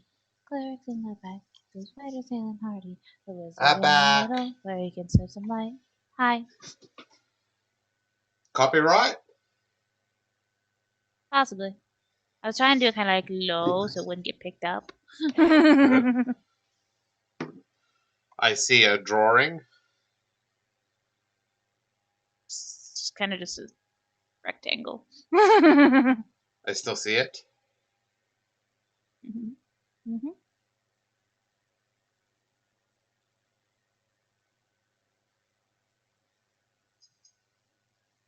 Dobrok not back. Not yet. Just got back. Oh, hi. Okay, so. You'll wake up and check outside after you get ready, I assume? Yeah. Okay. Each of you sees the butler outside each of your rooms. Our At the same rooms. time. So I thought our rooms were like side by side, but no. No, they're in the same hallway, but it's a long stretch hallway, and they're very spread out door-wise because of the size of the inside of the rooms.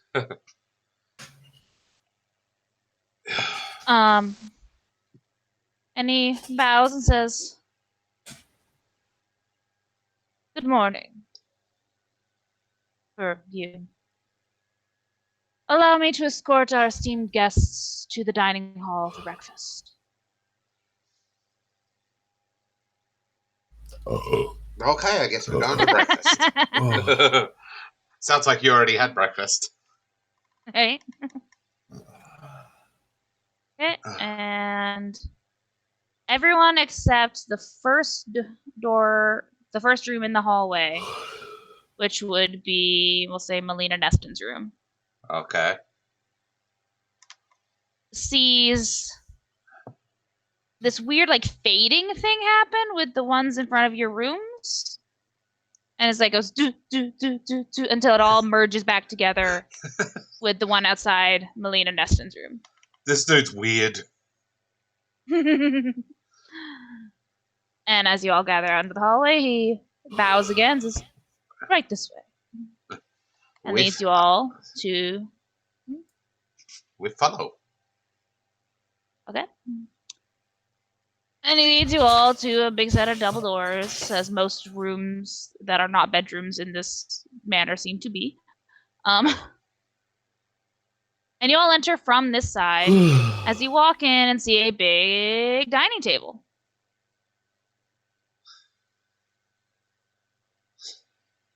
On one end, you see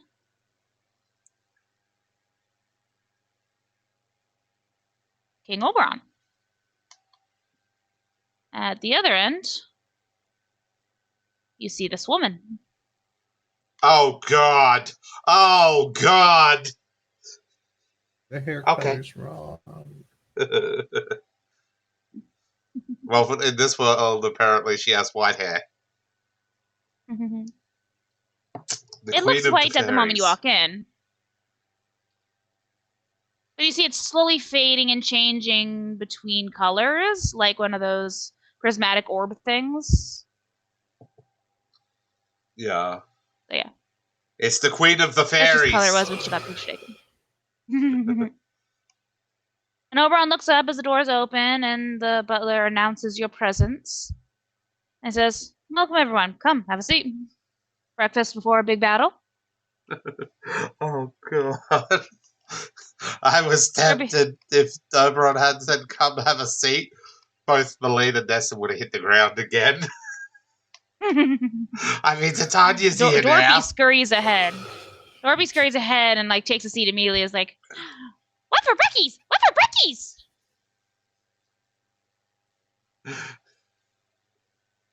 "Anything you want, little kobold." And he starts thinking very hard. Do we see smoke coming out of his ears? A little bit.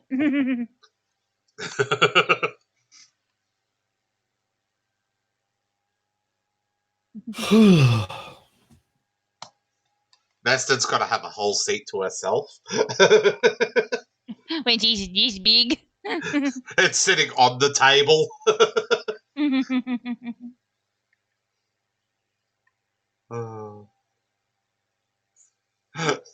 He says, so King Oberon looks you all over as Darpy's thinking real hard about what he wants for breakfast. And says, while he's doing that, might take a little while. He's got to fire those 2 brain cells up. He's got to make him hit. Sorry, I'll be right back again. Oh, okay. And Draco just tells him, "You want bacon and eggs." I don't know what. What? With syrup? With syrup? Bacon and eggs with syrup? What flavor? Flavor! Maple. Dorpy is happy with this. Yes. And Draco just shakes his head.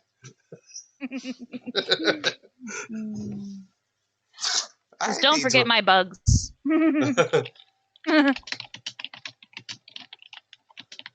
I'm looking up what Draco lizards eat. Ants and termites. He's not a Draco lizard, I don't think. His name's just Draco. I thought he was a Draco lizard based on the picture you showed I don't think us. so. I don't think so. I'll put a picture in the Steam of him.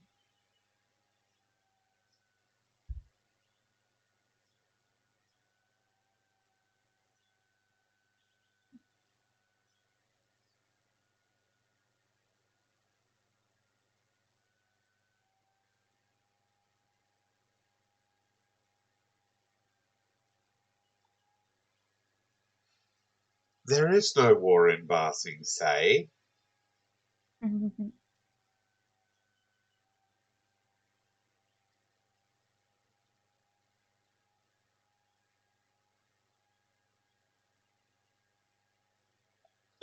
Oh, excuse me. Goodness.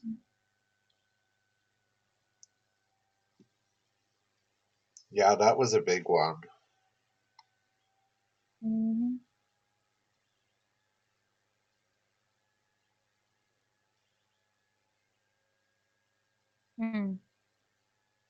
What? No, I'll just get it off of. I Hello? Hello? Hello? What happened? What? Skype, dropped your signal completely. Last thing I heard is, "I'll just get," and that was it. Oh, I said I'll just get it off Dorothy's character sheet. Oh. There.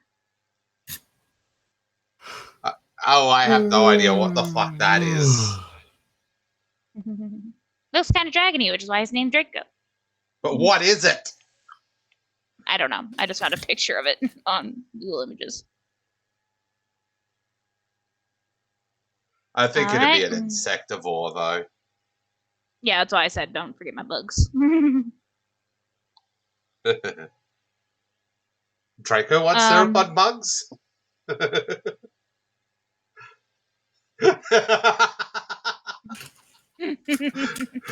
That would be the response from Draco, wouldn't it? Just blinking. Yep. So Oberon says, while waiting for that, might take a while.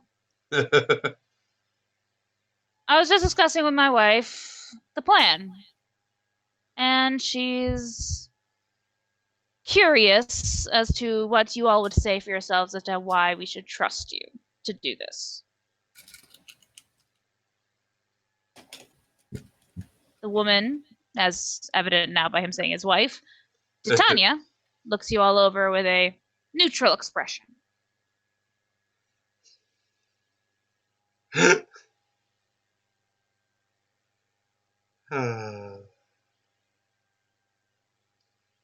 What to say? What to say? Mm-hmm. See, if Malene wasn't the hyper-diplomatic one, my response would be rather simple. Mm-hmm. I don't see how we have much of a choice, as pointed out. Either we resolve this now, or it just continues later on. And all you will have done is pushed today's problem to tomorrow. But Malena's no. That is too fucking dangerous. That could insult Titania. What, do you think I didn't think of this?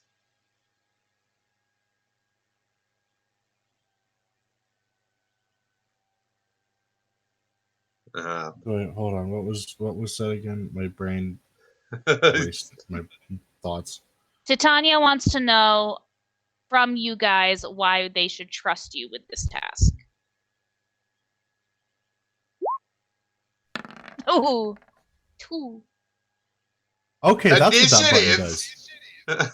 What's that? What button? Click for day, because you have character sheet. Yes, click I on know. Malene. Yeah, I know. If you click on your character, there's a little initiative button at the top left. Yeah. I didn't know what it did, so I clicked on it. Yeah.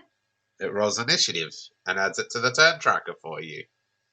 I've told you guys this before.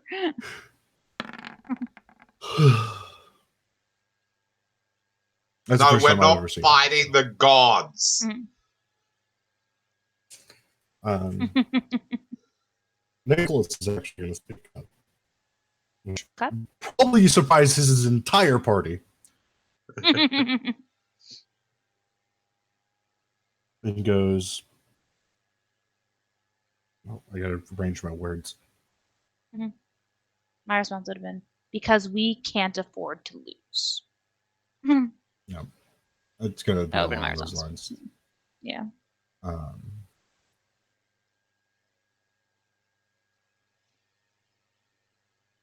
Train, get back on the rails.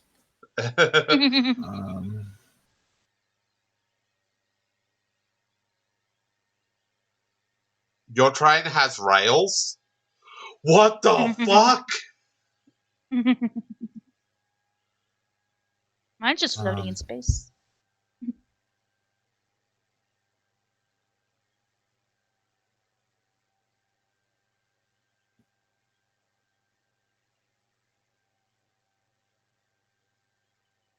Because there's too much at stake for all of us if we lose. That this game that's being played, because that's what it is a game, not only affects us, but every life in our world and yours. And there's no chance like this that'll happen again. That another won't be brought up and not be able to be taken away or have the cult not groom them into what they want. I was lucky enough to not be raised in that environment, to know the stakes. I might not care about my life, that my life may not have as much meaning. But there are people in this world, my friends included, that deserve the chance at life. And not have to worry about in the future this cult returning and doing the same thing, starting more wars, killing more people, all for a goal that would destroy everything. We are the best chance that's been had in probably the existence of this cult to stop it.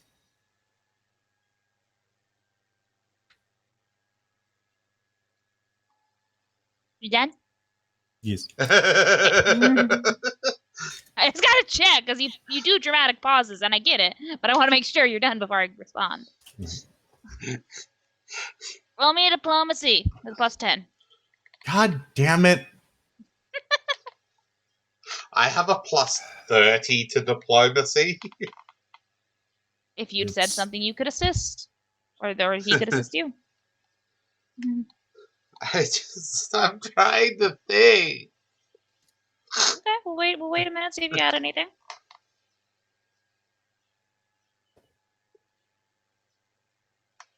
No, that's actually not a bad roll.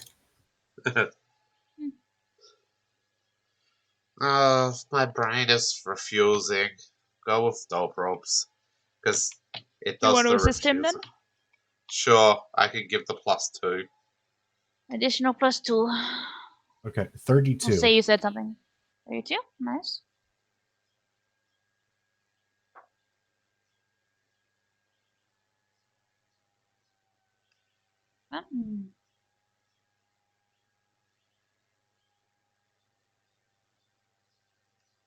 Titania watches you analytically, studying as you speak.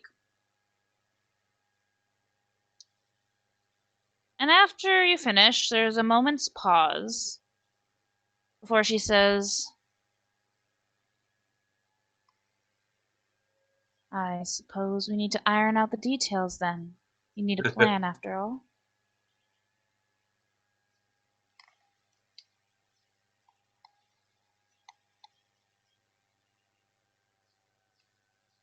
Oh shit, I just realized something. What? I might not have the paper.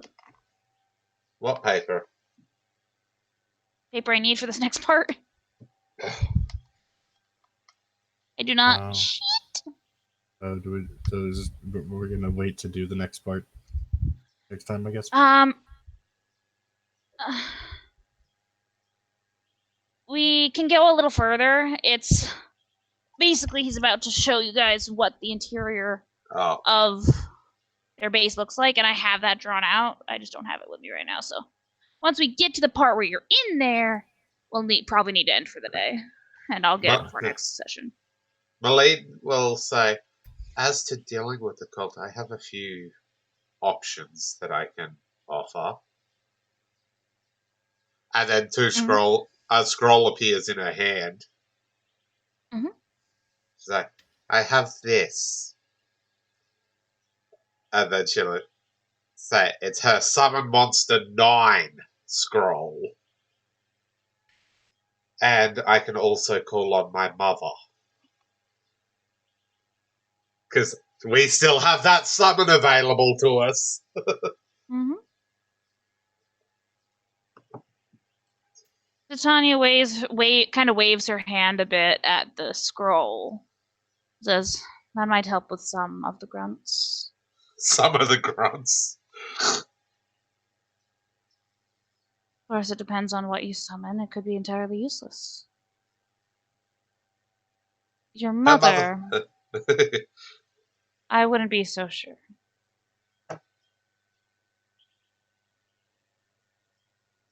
She swore.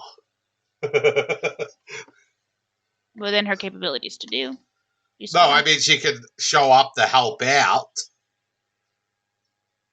Within her capabilities to do. I need clarification real quick. Because his name isn't. I have two. Sorry. I was going to say, is this a resurrection or is this bringing him to the material plane? Zurich. It's You will become his body on the material plane. So he'd have to like actually like exist within Nicholas's body, like yes, his full presence. Yes. Okay. Also, I want to point out nobody reacted to what was probably the most words Nicholas has spoken ever. I have 2 Summon Monster 9 scrolls. What was that, Kitty? I forget. Mm-hmm. Too intense of a moment. I said it and it disappeared in my head. Yes, too intense of a moment. Yeah.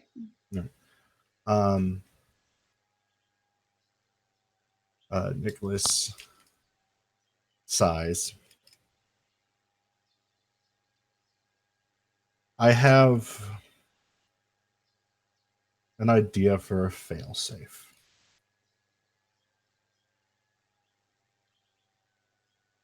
And he glances to the people he's been traveling with, his friends, the closest thing to family he has in this world. Mm-hmm. And glances between Oberon and Titania. This entire goal is to make me a vessel. To make me be his embodiment on the material plane so he can do whatever he wants. I'm just a human. I don't have magic. I shoot things with bows and hope they die. What?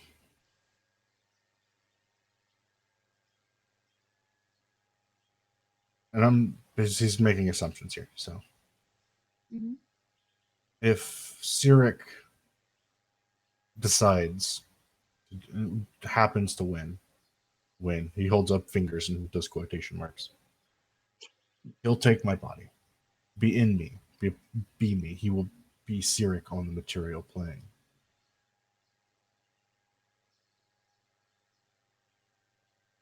I propose a failsafe. I cannot kill a god. It's well beyond my capabilities or anybody in my parties. Probably. Probably. I mean, if I had a powerful enough spell scroll, I could do it. I mean, I can auto-activate spell scrolls above 10th level now. He looks between Titania and Oberon. I say a potential trap within me. So that should he succeed, should this go through and somehow he is within me. Trying to think of how to word this. I'm going to explain it. Oh, you haven't seen that part. Shit. I was going to make a supernatural reference, but neither of you have seen that part. Which season's it in? I don't remember. It's a later season. Not near the end. It's partway through 13. Jay hasn't seen it probably, but I might have. I'm gonna send you a name in Discord, and if you recognize it, then.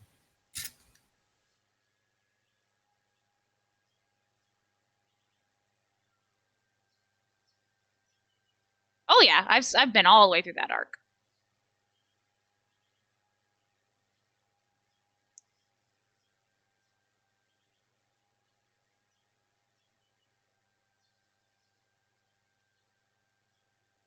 Oh, I know what you're doing now. I'm doing it now. I know what you're getting at. Yep. Yeah. I'm trying to try to describe it. Okay.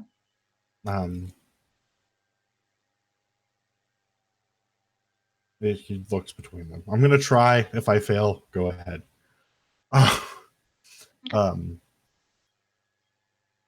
You two are incredibly powerful. Most powerful beings I've ever encountered. And if anybody can kill a god, it's 2 other gods. My thought is put a trap inside me. Should his essence overtake my own, A portion of power placed within me detonates, killing me and Sirik in one go.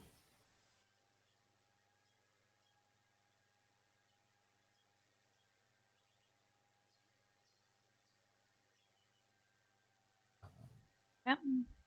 Words. I'm trying to think if I want to add anything else. Okay.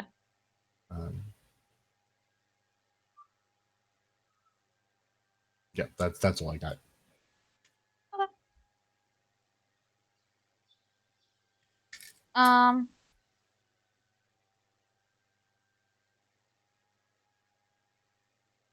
So Titania and Oberon kind of look at each other in minorly grim contemplation. And finally, Titania says, "It's doable. However, to truly kill a Sirik with such a trap, the detonation would take out far more than just you and your group. Put it lightly."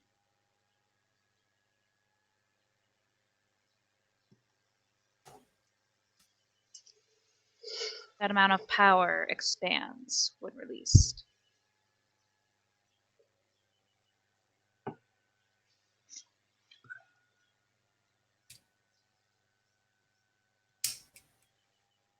I need a wish scroll. You have an answer to this, Dick. Do I? Yes, the scroll What? you were thinking about using to get us out of here. Plane shift. Mm-hmm. Oh. Yeah. Malene listening to this. Well, as she hears that, she says, "I might." As the scrolls change that she's holding, she's like, "I have plane shift. I could send him to the void." I was thinking the Astral Sea, but that might work too. The void would be better because if Sirik had a way to survive the explosion, he ain't escaping the void. Mind you, the void will be very pissed at Malene for doing that. Yeah. That might just wake the void up.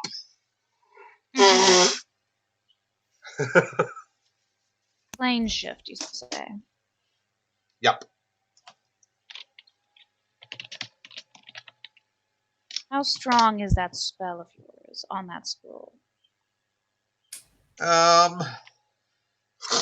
The scroll was created by a 20th level caster.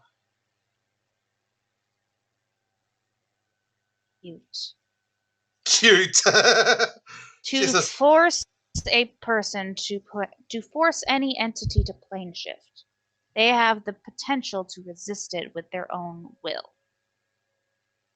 Once Nicholas holds his hand up. Yet again. I am willing. she was going to say, if the detonation is to be pushed to the point of when Sirik overtakes him, he would have all of Sirik's capabilities, as if he were in his own realm as his god, as his godly self. Your spell would do nothing. She's like, "I'm trying, okay? I can't get a stronger scroll." She's like, "You wouldn't happen to have a 40th level version? I could activate that still." 40th level version, Jesus Christ. If I may. He's going to sigh, because I'm sighing too, because I'm trying to think of a word this. I'm thinking too much. My head hurts. Aw. Is it like the doppelgangers? Not that bad. I need a scroll of gate. Fuck that. I'll fix it. No worries. How? Gate. Open the gate under him. You can be forced through a gate. And there's no saves if it's open directly beneath you. Nicholas looks like he's thinking for a second. And he looks back up to the two gods in the room. And says, I have a way to keep my mind intact for a short amount of time. I could, upon words don't fail me now. Words. Damn it.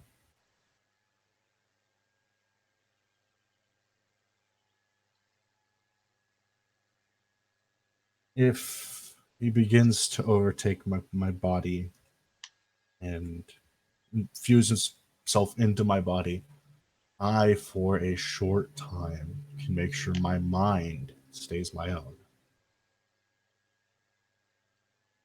Giving enough time to be shifted to a different plane.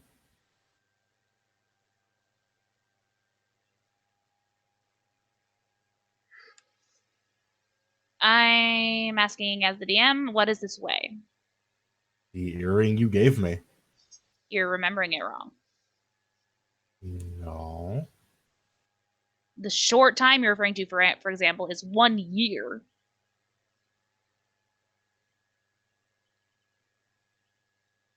But Oberon will look at you and say, the earring you wear, right? Nicholas nods. Wouldn't work.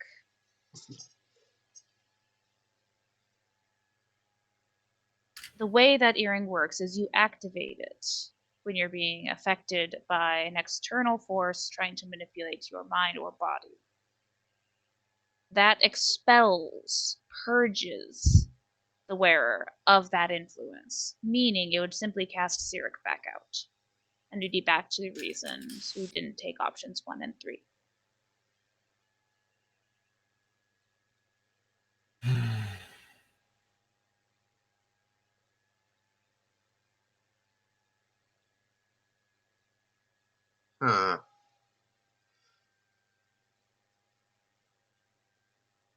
See, if he was trying to possess Malene, this wouldn't be a problem even. Why? She could let him possess her. Then the moment he does insane defiance to resist his controlling her mind, plane shift herself out. Because he's possessed her. He's in her body.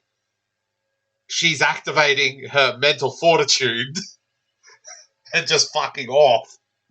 But, yeah, because she's the scroll user.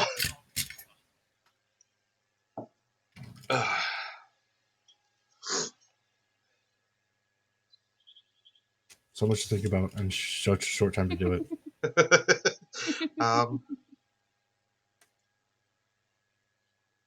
Malene will ask what she was thinking. Who? Titania? Yeah, because she's the one that so far has rejected the ideas. It means she generally will mean she has a plan, and she wants to see if we're smart enough to figure that out.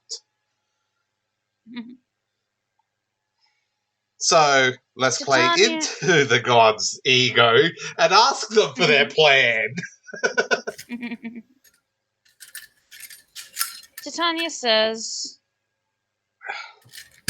the plan with the earring has its value, just not for the plan you're coming up with. I just thought of a plan that could work. What? There is one archfey that rivals both Titania and the Winter Queen. Hell, I think she rivals Oberon, but only in a very specific part of the Feywilds. She is called the Lonely Duchess. I've never heard of her, so. She's basically she was a real little girl that got lost in the Feywilds. Mm-hmm. And her imagination was so great that the Feywilds manifested her own part of the Feywilds. Mm-hmm. Everything in there is a manifestation of her own will. If you got Cyric there, he would be fucked. Mm-hmm. Hell, any god entering there would be fucked because they couldn't rival her command of that domain, and you can't enter or leave unless the Lonely Duchess wants you to enter or leave. Even gating, the gate wouldn't open. Mm-hmm. Hell, that's one way you can trap an astral dragon too, because they can't leave without her design. She's fucking ridiculous. But they call her the Lonely Duchess because everything in her area is herself. Mm-hmm. Yeah. You know, Oberon. Cyric takes control. Pull Nicholas to the Lonely Duchess. You want to suggest that? Would Malene know about the Lonely Duchess? Is the question. Knowledge of the plains? Okay, let's see. Because it is a sad story. It is something that Malene could have read. Yeah. Nat 20.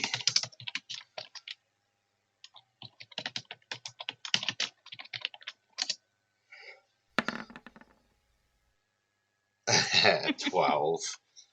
Maybe No, I know of her did not name. either. I was like, maybe I've heard her name somewhere. I don't know her You have story. no knowledge about her. Yeah. Yeah. So it was just a thought that occurred because that is incredibly powerful, that maneuver.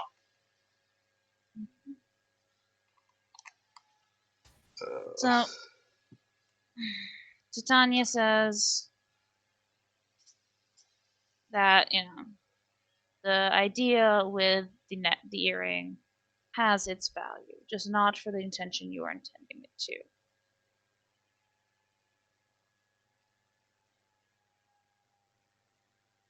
She says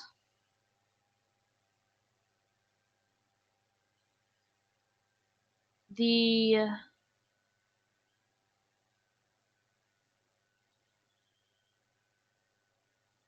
cunning one has challenged Cyric in this game.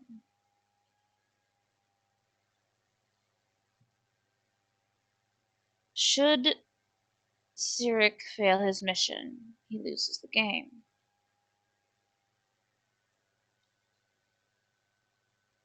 What needs to happen is you need to either wipe out the cult, wipe out all their work, all their records of this ritual and of this purpose, so future generations cannot learn of it. Or you need to let the ritual happen and remain yourself long enough to activate that. If Cyric is expelled, your friend will ensure he is sent to the Cunning One.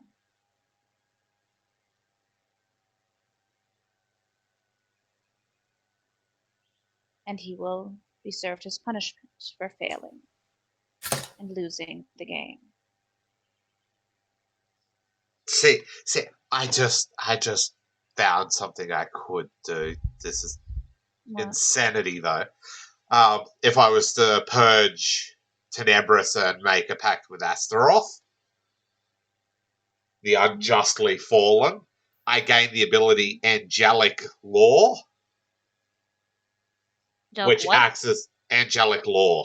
It acts as bardic knowledge. I have basic knowledge on everything. Yep. And then Words of Astaroth. I can command people. It's as the suggestion How powerful spell. of people. It's as suggestion. So it's not going to work on a god. It could if he rolls a natural one.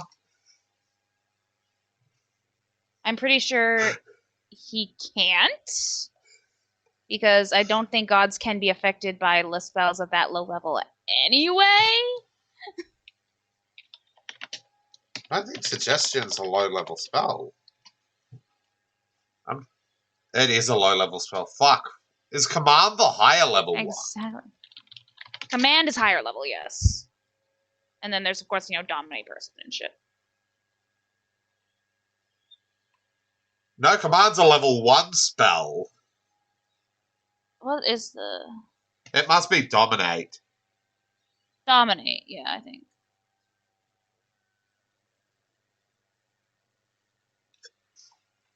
But yeah, the one part of that would have been useful is the angelic law.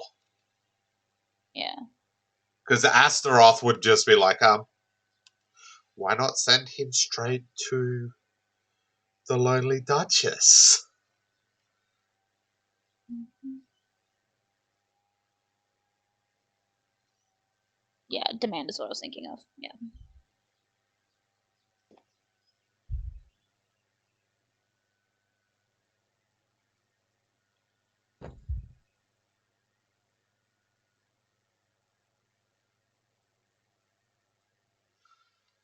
Yeah, I'm looking at my different vestiges that I have, if there was anything any of them could do. And that's what she says.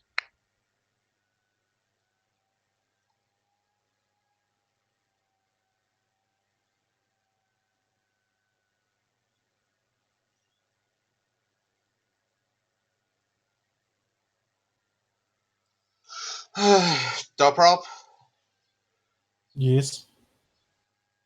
how you react?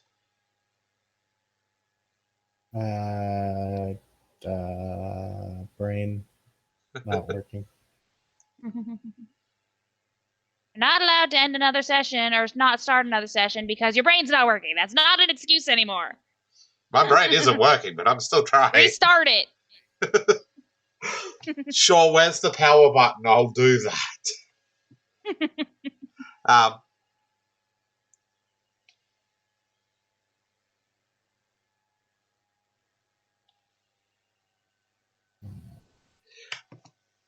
Malene will say, what if you pulled him here the moment his consciousness was taken over?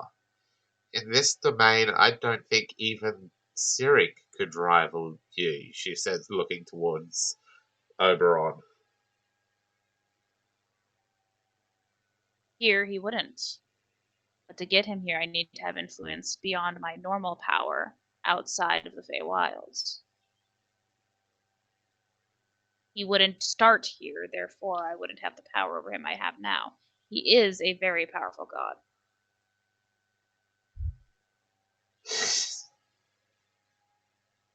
Oh, this is a fucking interesting thought. What? Malene is a binder. Mm-hmm. She could make a temporary pact with Oberon, turning him into a vestige temporarily, meaning he has his full power through her. He can act through her.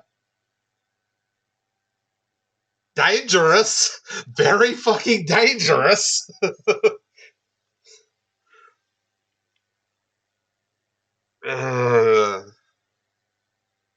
She'll say she might have a solution. Mm-hmm. But she's hesitant to offer it. She's like, as I'm sure you're aware, I currently hold a pact with both Tenebris and Niberius. I can temporarily break my pact with Tenebris and offer you a temporary pact to grant you full power through me as your physical representation in the material plane. Because he would be still in his domain, so he has all his power. I mean, his power can reach from him being in the Feywilds out to the material plane. The problem is that power lessens because it's not in the Feywilds. Whereas as he weakens when he leaves the plane. It's not his I power. thought also his power does if it No. affects outside of the Feywilds. That's only if he doesn't have a physical representation. That's why the deities use avatars, so they can... Mm-hmm. Which I think Oberon is one of the few that doesn't have an avatar for whatever reason. Yeah. Basically, what she's offering is she'll let him turn her into his avatar temporarily. That's what's dangerous, because she wouldn't be able to resist it if it's pact bonded. Which it'd require binder pact levels to do that. Mm-hmm. Meaning you couldn't do it now? I can. I'm a 9th level binder. Well, you said it sounded like you wouldn't be able to do it now. No, she can do it now. Mm. It'd just be dangerous for her. Mm-hmm. Especially if he decided, nah, I think I'll keep you. Sure, she can pull on Nebarius's insane defiance, but at that point, it ain't gonna do shit. Yeah, she says this. And why do I picture Titania leaning forward and tapping her chin? Like, interesting. Titania looks at Malene and says, that is a possibility, but at that point, if we got to the point that Cyric, we would use the earring to expel Cyric from his body, then the job would have already been done. He would already be on his way to the Hidden One. And they would already be taking care of it.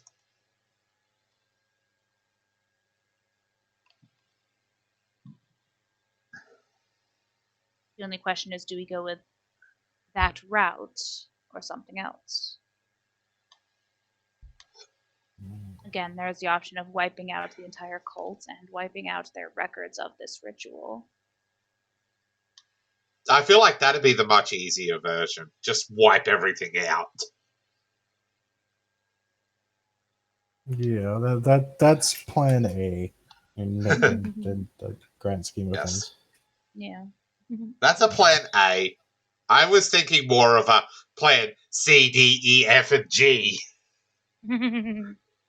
B, C, D, F, and G. No, I skipped B because plan B was expelling him and sending him to the... Oh. Okay. Like, if all of those fail...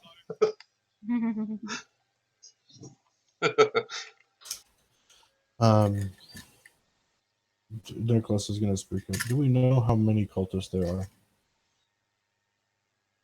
in this place?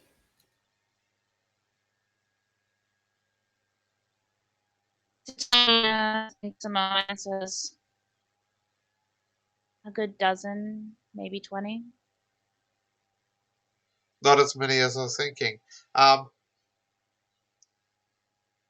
will ask if they have access to a wish scroll. Or miracle. Miracle would work as well. Titania says, I could get one quite easily. I could use it just to wipe them out instantly. We'd still have to go investigate. The drain. What was that? I don't believe you could withstand the drain it would have on you to cast a wish spell of that power. She's like, it would save everybody, wouldn't it? Remember, this is a traumatized girl. She may be feeling pretty good at the moment. She's still traumatized as fuck. Mm-hmm. If it saves everyone, she'd activate the scroll. Get the spell off. If you are lacking in the amount it would cost with all of your life, the spell will not take effect.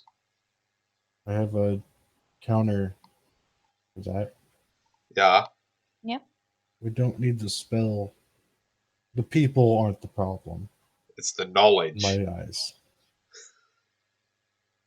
But knowledge can be hidden, swirled away. And who knows if we'll miss something. But... True. Erase the knowledge. erasing all traces of evidence of this ritual, as you said, would be a condition of victory.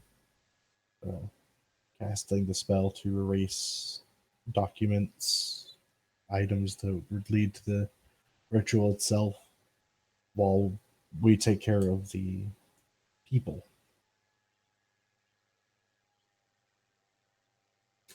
No.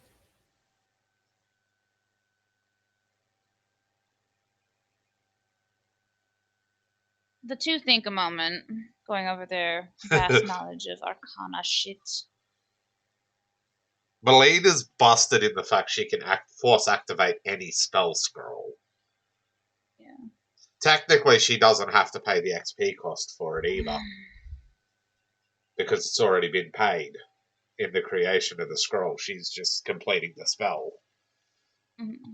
But yes, I still kind of agree with she would have to pay a toll if she's wiping out the entire cult with one wish. Mm-hmm. I completely agree with that, because that would basically end the campaign with a spell scroll. That'd be stupid. They look at each other for a minute, and I don't know if there is a spell like that. DM what's it called? Disclosure. I don't know if there is a spell that can do something like that other than Wish and Miracle. Yeah. Rewrite Reality is the only other one, and that's a 10th level spell. Isn't that just a god ability? There's also a spell for it. Oh. A 10th level spell.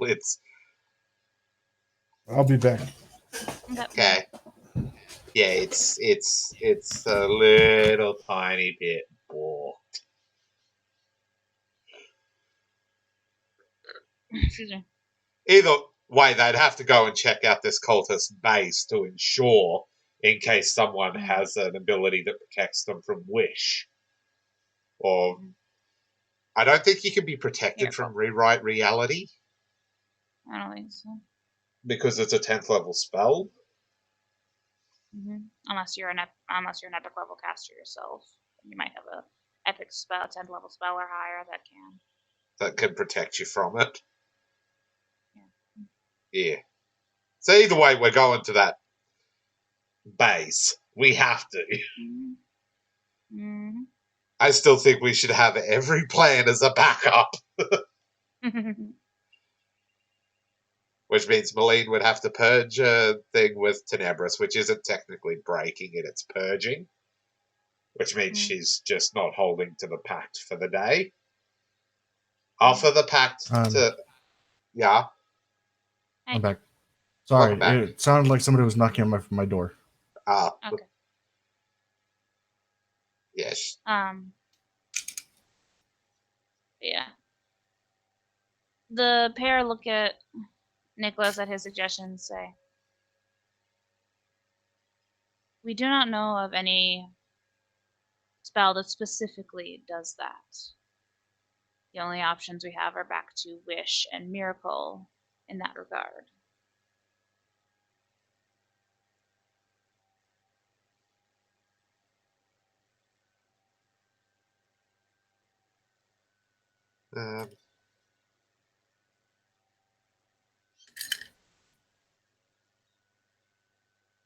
I see it being within Wish's power to remove knowledge. Yeah. But again, what would be the backlash on Melina for using that? Exactly. Because she's altering the fabric of reality with a wish spell. Probably never being able to activate Wish again. Possibly. She tries to activate Using it the again. knowledge to cast Wish. Yeah. It's like she gets a Wish spell scroll and she's like, the fuck does that say? I can't read it. Read magic. I can't read it. Or she can still read it. She tries to activate it and the universe just says no. And slaps her around.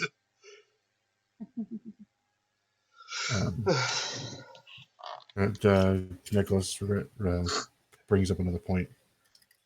Mm-hmm.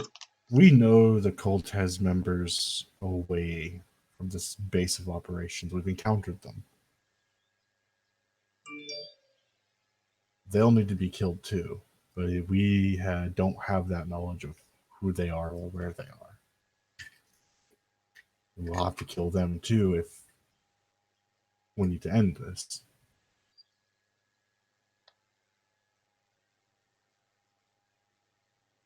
Oh, that's a good point. That is a good point. Good job thinking of that. So yeah, we have to use the wish spell to erase all knowledge, and then go dismantle the cult ourselves.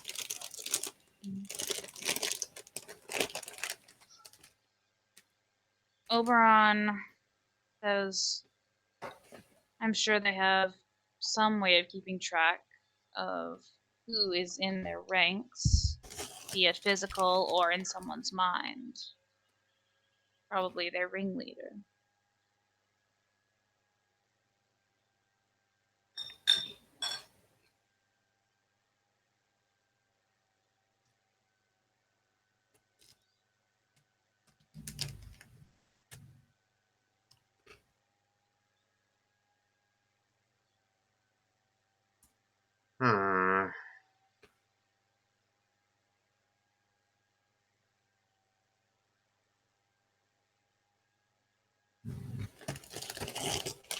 I don't know. Help!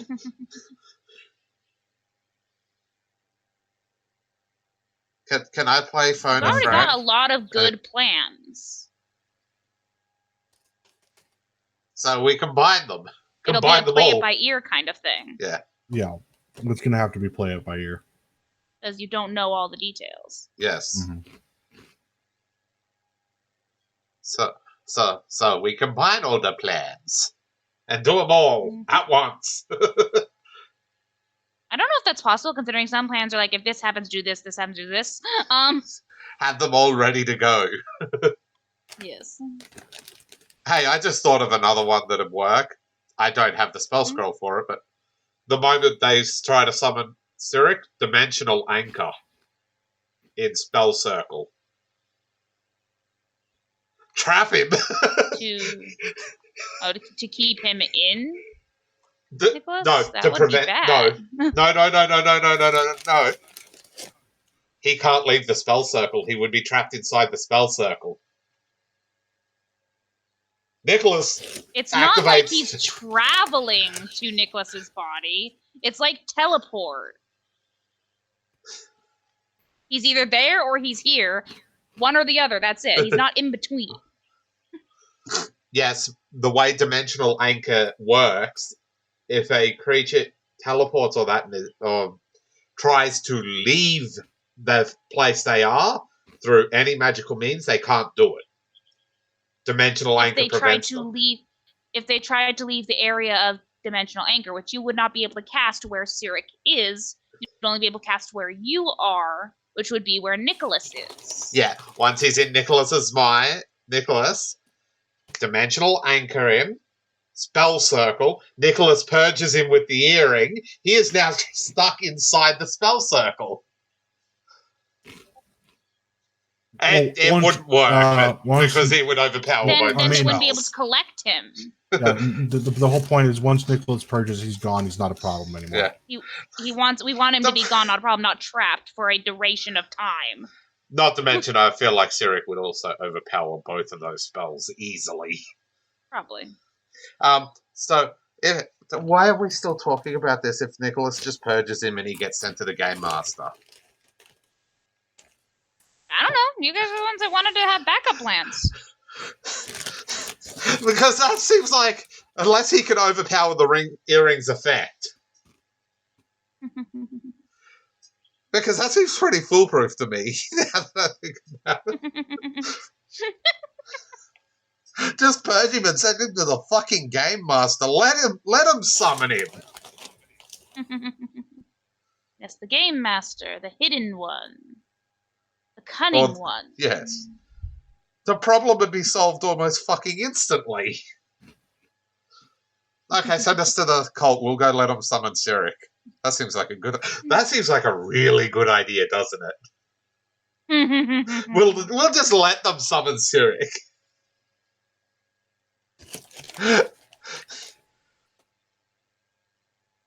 Yeah, how about we just go start wiping them out? If they summon Sirik, well, we'll send him to the Game Master. That'll fix his ass. What do you think, Doprope? Does that sound like a good idea? Well, like I said, I think no matter what, if Sirik loses, he gets sent there anyway. Well, just Yes. The game. Yeah. So we could go with Plan A as just wiping them from the face of the planet. And if we fail, well, let them summon him and you win. Because the moment they summon Sirik, while you have that earring, they lose. There is one caveat. Oh god, there's a caveat. We're in trouble. Using the earring. Yeah. Anything that even deific power, anything that tries to take hold of your mind or your body, you have the potential to resist it. Mm-hmm. That ring will only work if you have failed to resist it. Which means you have to have the timing and the will to activate it after he has already started to take over your mind and body. Or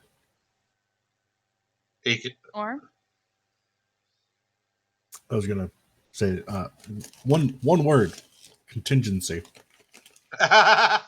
Contingency. Contingency is for spells, not activating magic items.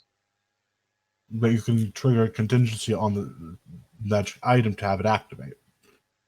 No, what I'm saying is contingency is this event happens, this spell activates.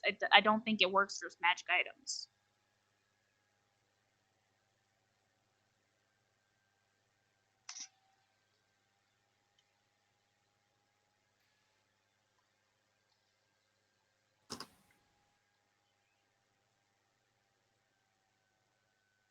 We will wait while the two deliberate and check their records. No, I'm not checking the records. I'm seeing if I can do.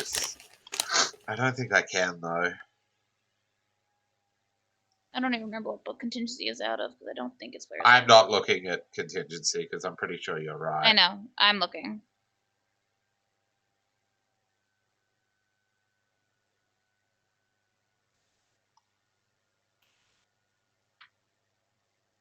Yeah, here it is, contingency. Place another spell upon your person so that it comes into effect under some condition you dictate while casting contingency. You can't have it activate a magic item.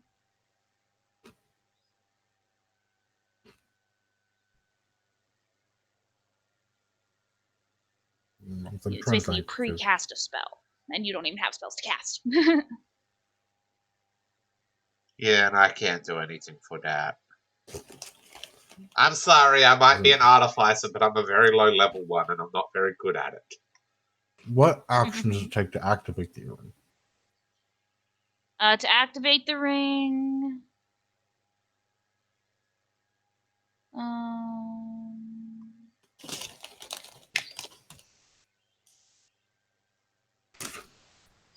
I did not write it down. I would say it would be a standard action. That's surprising. Well, actually, no, because it's a mental command, so that would be a move action, I think. I don't know. What is a standard mental command? Mental command is instantaneous. No, that's duration. There's swift action. There's standard action, standard action. Swift is mental, can be mental. Swift, okay, so it'd be swift. Or immediate, depending on the item. It would be immediate because it's a reaction activation. So you would have to willingly lose the check and then activate the earring.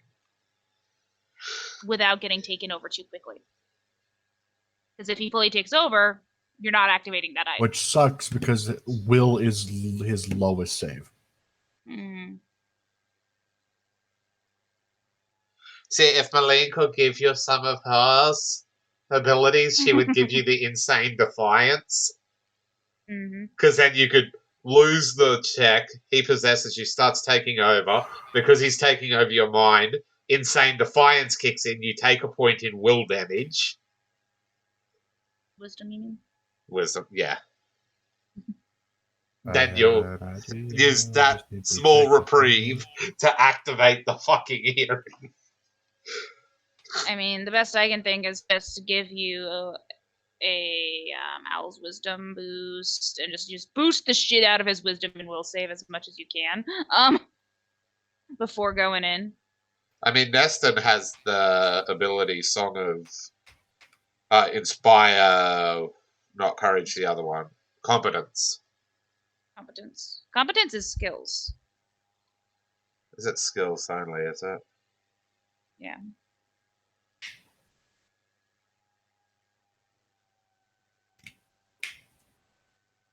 Okay. Thought one of mine had an aura that did something. I don't remember now. Maybe Inspire Heroics gives you will? I don't know. I don't have Inspire Heroics. Yeah, I know. I would need a lot of will because, like I said, my base is a 6. I know. So I'm looking through magic items currently.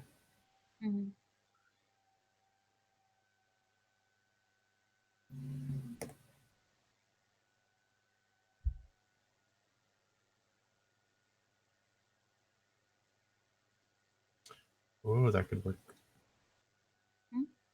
Expensive, but it'd work. A ring of 9 lives. What's that do? Ring of 9 lives. If you ever drop to 0 hit points or below, Ring of 9 lives expends one of its charges to heal 20 points of damage. The effect triggers automatically, requiring no activation on your part. Also, once per day is an immediate action. You can expend a charge when you fail a saving throw to treat the saving throw as a success.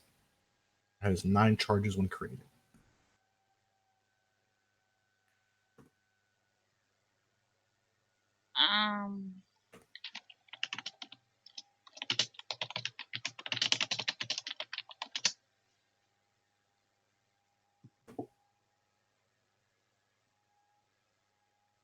I don't.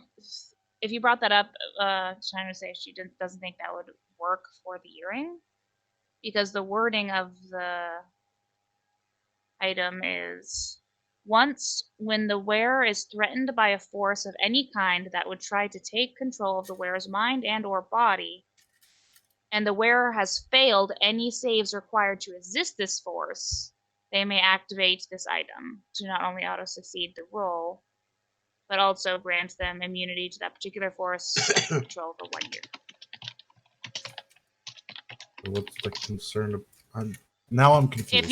If you use a auto succeed effect before activating the earring won't take effect because you have to have failed. But yes, so then there's no point in me trying to succeed because that's the entire point of the earring. The activation will happen. You won't be. It's not for succeeding on the save against the resistance. It would be a will save to just hold on to a little bit of yourself to activate it. It would be like a that's the will save I'd be passing. Thing. That's the will save I'd be succeeding on if I fail it. What I'm hearing is there's going to be 2 will saves. One for the initial one for the possession. Possession, yeah. The second one will be keep enough of my mind to be able to activate the earring. Yeah. The ring would trigger on the second one.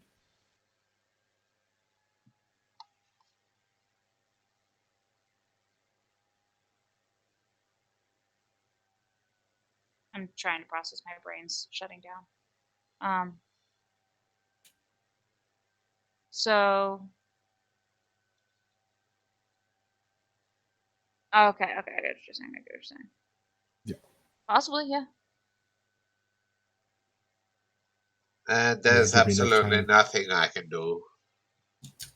But it goes back to the issue of the second save is to hold on to yourself enough to activate an item. Yes. If you have to activate the item to expend that charge, No, to autosave, you've already failed your second roll. No, the ring does require an action to do, which is stupid. Yeah.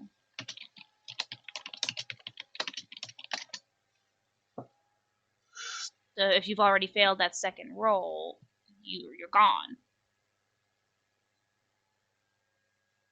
Yeah, this is where the hard part comes into play. Mm-hmm. Because if I'm failing the first roll, and you're saying, okay, so I'm let me figure out my wording here because this is complicated. Yeah. Come here. Okay. I'm adjusting, trying to get more comfortable so I can think better.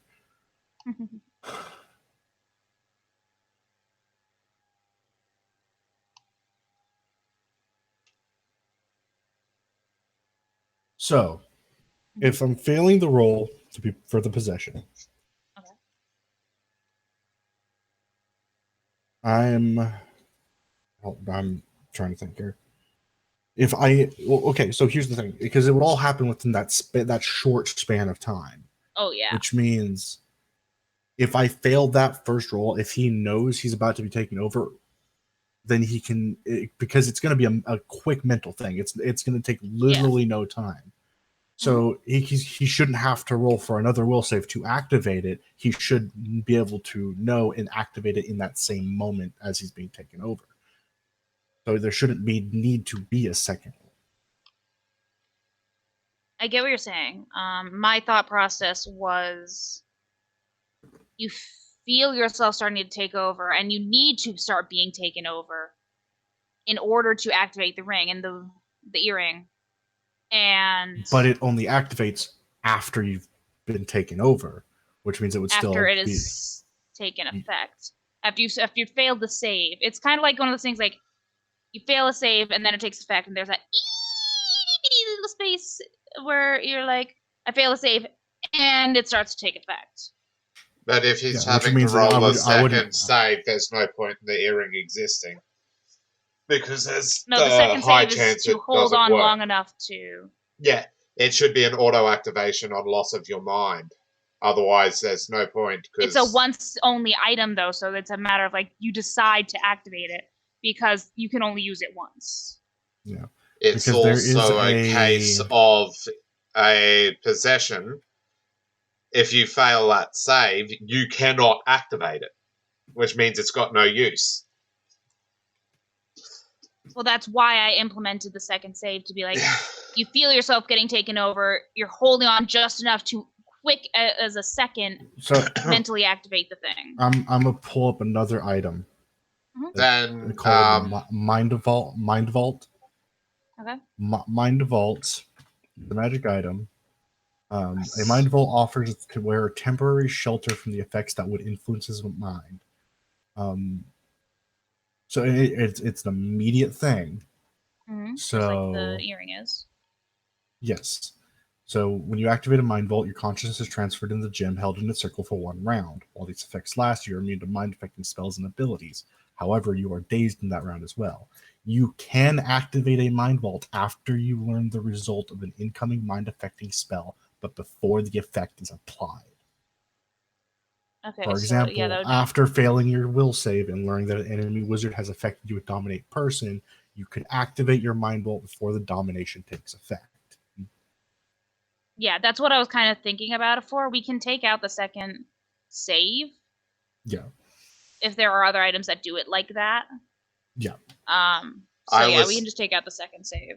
I was just going to point out, Malene has the feature Slippery Mind, which is basically better than that ring. Because what it does, if she succumbs to an enchantment effect that fucks with her mind and fails the save, the very next round she saves again against it. Enchantment effect. This isn't an enchantment effect. Yes, but it was same principle, is what I was pointing out. Yeah. So, it's loss of control of your mind. She gets another save, but she's got insane defiance, so that doesn't fucking matter to her. Yeah. Well, so basically, it fails the save and just activates it. Yeah, and it activates before the effects take. And the last second of consciousness, because it is an immediate action, so it is right before he loses everything, he can activate. Yep. Okay. He possesses you. You just laugh as you activate it. Oh no, I already know what I'm gonna say. Because it's a case of you lost. Get out, motherfucker. You lost. Oh no, that would be my thing. You lost the game. Oh, mine's so much better than any of those. I don't want to say it because I don't want to spoil it, but I also want to say it we want the dramatic moment. Yeah. Because he will have lost the game the moment he tries to possess you.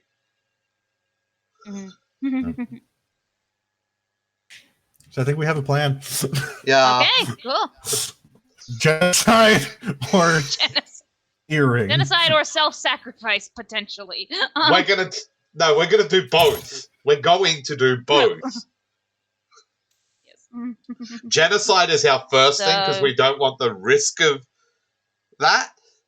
Failing? Yeah. Yeah. And then if it does fail, it comes down to Malene. Okay, so do you guys say you guys have been deliberating and debating and all this stuff for plans and sub-plans and sub-plans and and plans for if those plans fail. Yep. Which, by the way, I imagine would be impressive that we're thinking this far ahead. Oh yeah, you guys. I am very happy with what I am hearing. As teenagers. Yeah. So you all, I assume, after solidifying your resolve, look to Oberon and Titania and give the "we're ready." Yeah. Okay. Oberon nods and says, "Good luck. Remember, if you fail, I'll yank you out." And he snaps his fingers, and you're all whisked away. And that's where we'll end today. And if we fail, we won't fail. We don't have an option. I'm half hoping for the possession route because I have such the one-liner that's gonna just kick Xeric in the dick. We all just appear in the middle of the dining room while all the cultists are there eating. Made it easy for you. And Malene's just like, they're all right there. Scrolls activate. Mom, now would be a good time to show to the end than I thought. I don't know. I know you in dungeons. This dungeon I've already done this one, and it's not that bad. It's weird, but it's not that bad. You and your dungeons.